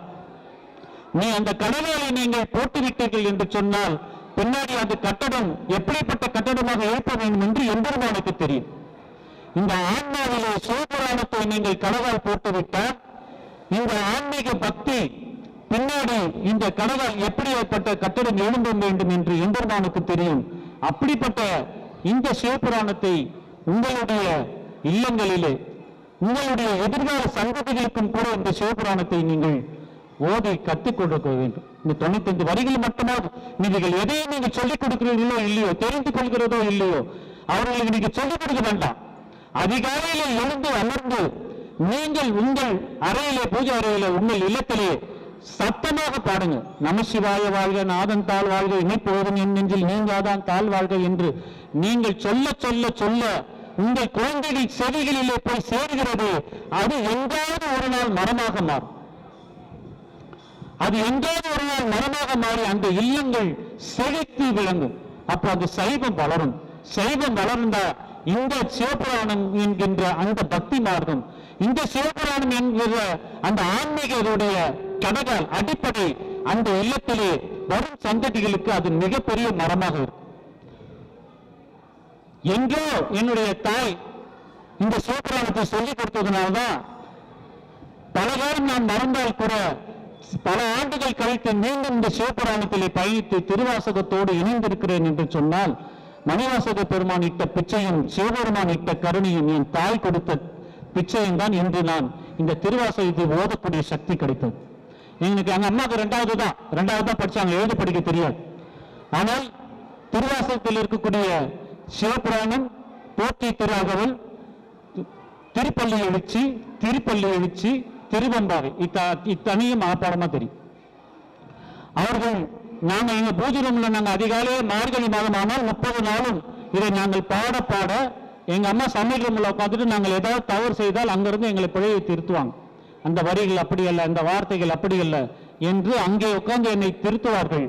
அப்படி என்னை சிறு வயதிலே போட்ட விதைதான் இன்று திருவாசகத்தை அடியேனுடைய எம்பெருமானுடைய கருணையினால், மணிவாசக பெருமானுடைய குருவருளால் தமிழ்நாட்டிலே ஏறத்தர இந்த திருவாசகத்தை ஓதக்கூடிய சக்தியையும் திருவாசகத்தை பற்றி சொல்லக்கூடிய ஒரு பாக்கியும் கருணையும் பிச்சையும் கிடைத்தது என்று சொன்னால் அது என்னுடைய தாயிட்ட அந்த பிச்சை தான். அதே போல இந்த சிவகுமாரே உங்களுக்கு ஒரு உதாரணமாக இருப்பதற்காக இதை நான் சொல்லுகிறேன். உங்களுடைய இல்லங்களிலே, உங்களுடைய குழந்தைகளிலே, செவிகளிலே கேட்கும் போது உங்களுடைய இந்த சிவபுராணத்தையும் இந்த நமசிவாய மந்திரத்தின், அப்பா நீ சிவாய நம்ம சொல்லு, நமசிவாயம் சொல்லு, இன்னைக்கு சொல்ல மாட்டான். அட போன அவனுக்கு வேற வேலை இல்லை, நீதான் சொல்லியிருப்ப, என்ன சொல்றியான்னு தான் சொல்லுவான். ஆனால் நீங்கள் இன்று அதை விதைத்து விட்டால் அவன் வாழ்க்கையிலே அவனுக்கு கஷ்டங்கள் வரும்போது, அம்மா அன்னைக்கு ஏதோ சொன்னாங்க, நமசிவாயம் சொன்னா கஷ்டம் தீரும் சொன்னாங்க, சிவாயனம் என்று சொன்னால் கஷ்டம் தீரும் என்று சொன்னார்கள், சொல்லிதான் பார்ப்போமா, கஷ்டம் தீர்ந்து விடுமா என்று அவன் பரிசோதனைக்கு இடும்போது அது அவனுக்கு நிஜமாக்கும் அவனுடைய வாழ்க்கையில். அதனால் நாம் சைவத்தை வளர்க்க வேண்டும் என்று சொன்னால் ஊர் ஊராக சென்று பேச வேண்டாம், ஊர் ஊராக சென்று நாம் புகழ வேண்டாம். நம்முடைய இல்லங்களிலே முதலிலே இந்த நமசிவாய மந்திரத்தையும் இந்த சிவபுராணத்தையும் உங்கள் இல்லங்களிலே ஓத வேண்டும். நான் செல்லும் இடங்களெல்லாம் ஒரு விஷயத்தை சொல்வது, அதை இங்கே பகிர வேண்டும் என்று நினைக்கிறேன். நம்மளுடைய பிரபலமானவர்களோடு நம் மிக நெருக்கமாக கொண்டால் வெறும் நெருக்கமாயிடுச்சு நம்மளுக்கு ரொம்ப. இப்ப உதாரணத்துக்கு நம்ம பிரதமர் மோடி அவர்களோடு நமக்கு மிக நெருக்கம், இல்ல முதல்வர் அவர்களோடு நம்ம நெருக்கம், இல்ல பிரபலமான நடிகர்களோடு நம்ம நெருக்கம். இப்படி எல்லாம் இருந்துட்டா அந்த தெருவில் நமக்கு ஒரு தனி மரியாதை கிடைக்கும். இப்ப அவர் பிரதமர் மோடியோடு மிக நெருக்கமாக இருக்கிறார், முதல்வரோடு நெருக்கமாக இருக்கிறார், இவரோடு நெருக்கமாக இருக்கிறார், நடிகர் ரஜினிகாந்தோடு நெருக்கமாக இருக்கிறார். இப்படி எல்லாம் அந்த தெருவில் அந்த வீட்டில் இருக்கிறவர்களுக்கு ஒரு தனி மரியாதை கிடைக்கும். கிடைக்குமா கிடைக்காதா? அந்த வீட்டில் இருக்கிறவங்களுக்கு ஒரு தனி மரியாதை கிடைக்கும். உடனே நம்ம என்ன பண்ணுவோம், நாமளும் பிரதமர் மோடி பக்கத்தில் உட்காந்து பேசுற மாதிரி ஒரு செல்ஃபி போட்டோ எடுத்து புகைப்படத்தை நம்ம இல்லங்களிலே பெருசாக மாட்டி வைத்து நம்ம அடுத்த இல்லங்களிலே சொல்லுவோம், உன் தாத்தா அந்த நேரோடு இருந்தார், உன் அப்பா பிரதமர் மோடியோடு இருந்தார் எல்லாம் நாம் புகழ்ந்து பேசி அடுத்த தலைமுறைக்கிட்ட நம்ம சொல்லுவோம் இல்லையா? சொல்லவோ சொல்ல மாட்டோமா? ஆனால் நினைத்து பாருங்கள், ஒரு மாநில பிரபலமான ஒரு கையெழுத்தையோ மாநில பிரபலமான ஒரு புகைப்படத்தையோ மாட்டி வைத்து பெருமையாக கருதுகின்ற நான் இப்பிரபஞ்சத்திலே எம்பெருமான் சிவபெருமான் ஓடி அமர்ந்து தான் கைப்பட எழுதிய இந்த திருவாசகத்திலே மணிவாசக சொல்ல திருச்சிற்றம்பலத்தான் எழுதியது என்று தான் கையப்பட்ட இந்த திருவாசகத்தை ஏன் ஒவ்வொரு சைவ இல்லங்களிலும் நாம் வைத்து இதை ஏன் நாம் பத்திரப்படுத்தி அடுத்த தலைமுறைக்கு நாம் விட்டு செல்லக்கூடாது? இதையே பொக்கிஷமாக பாதுகாத்து அடுத்த தலைமுறைக்கு, எப்ப இது சிவபெருமான் எழுதியது, இது இல்லத்திலே பத்திரமாக இருக்கிறது, இது சிவபெருமான் எழுதியது என்று நாம் ஏன் சொல்லியிருக்க கூடாது? இதுவே நாம் செய்கின்ற ஒரு சைவ தொண்டு. நாம் ஒரு சைவ தொண்டு செய்ய வேண்டும் என்று சொன்னால் இதற்காக தனியார் நேரங்காலங்களில் சென்று நாம் சைவ தொண்டு செய்ய தேவையில்லை. ஒரு விசேஷ நாட்களிலோ ஒரு ஆலயங்களிலோ ஒருவரை மாநிலம் சந்திக்கும் பொழுது, அப்பா என் வீட்டில் சிவபெருமான் எழுதிய திருவாசகம் இருக்கிறது, உன் வீட்டில் சிவபெருமான் எழுதிய திருவாசகம் இருக்கிறதா என்று நீங்கள் கேட்டாலே அது சைவ தொண்டு. அப்ப அவர்களுடைய இல்லத்திலே இந்த திருவாசகத்தை கொண்டு போய் சேர்க்கக்கூடிய தொண்டாக நீங்க செய்யக்கூடிய தொண்டு இது சைவ தொண்டாக மாறும். இனிவரும் காலங்களில் சைவ தொண்டு என்பது நாம் எம்பெருமான் எழுதிய இந்த திருவாசகத்தை நாம் இல்லங்களிலே வைக்க வேண்டும் என்பதையே நம்மளுடைய, ஏன்னா அது திருவாசகம் நம் இல்லத்திலே வந்துவிட்டா வேற எதுவுமே தேவையில்லை. அந்த இல்லத்துக்கு நீ உன் பசங்களுக்கு எல்லாம் சொத்து சொகம் காசு பணம் காரு பங்களா எல்லாம் சேர்த்து வைக்க வேணாம், எதுவுமே வேணாம்.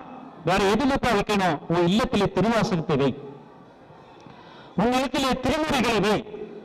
உன் இல்லத்திலே இந்த திருமுறைகளையும் திருவாசகத்தையும் திருவருட்பாவையும் வைத்து விட்டால் நீ அந்த குழந்தைக்கு நீ எதுவுமே வாங்கி தர வேண்டாம், தன்னால எல்லாமே கிடைச்சிடும், தன்னால எல்லாமே கிடைக்கும்.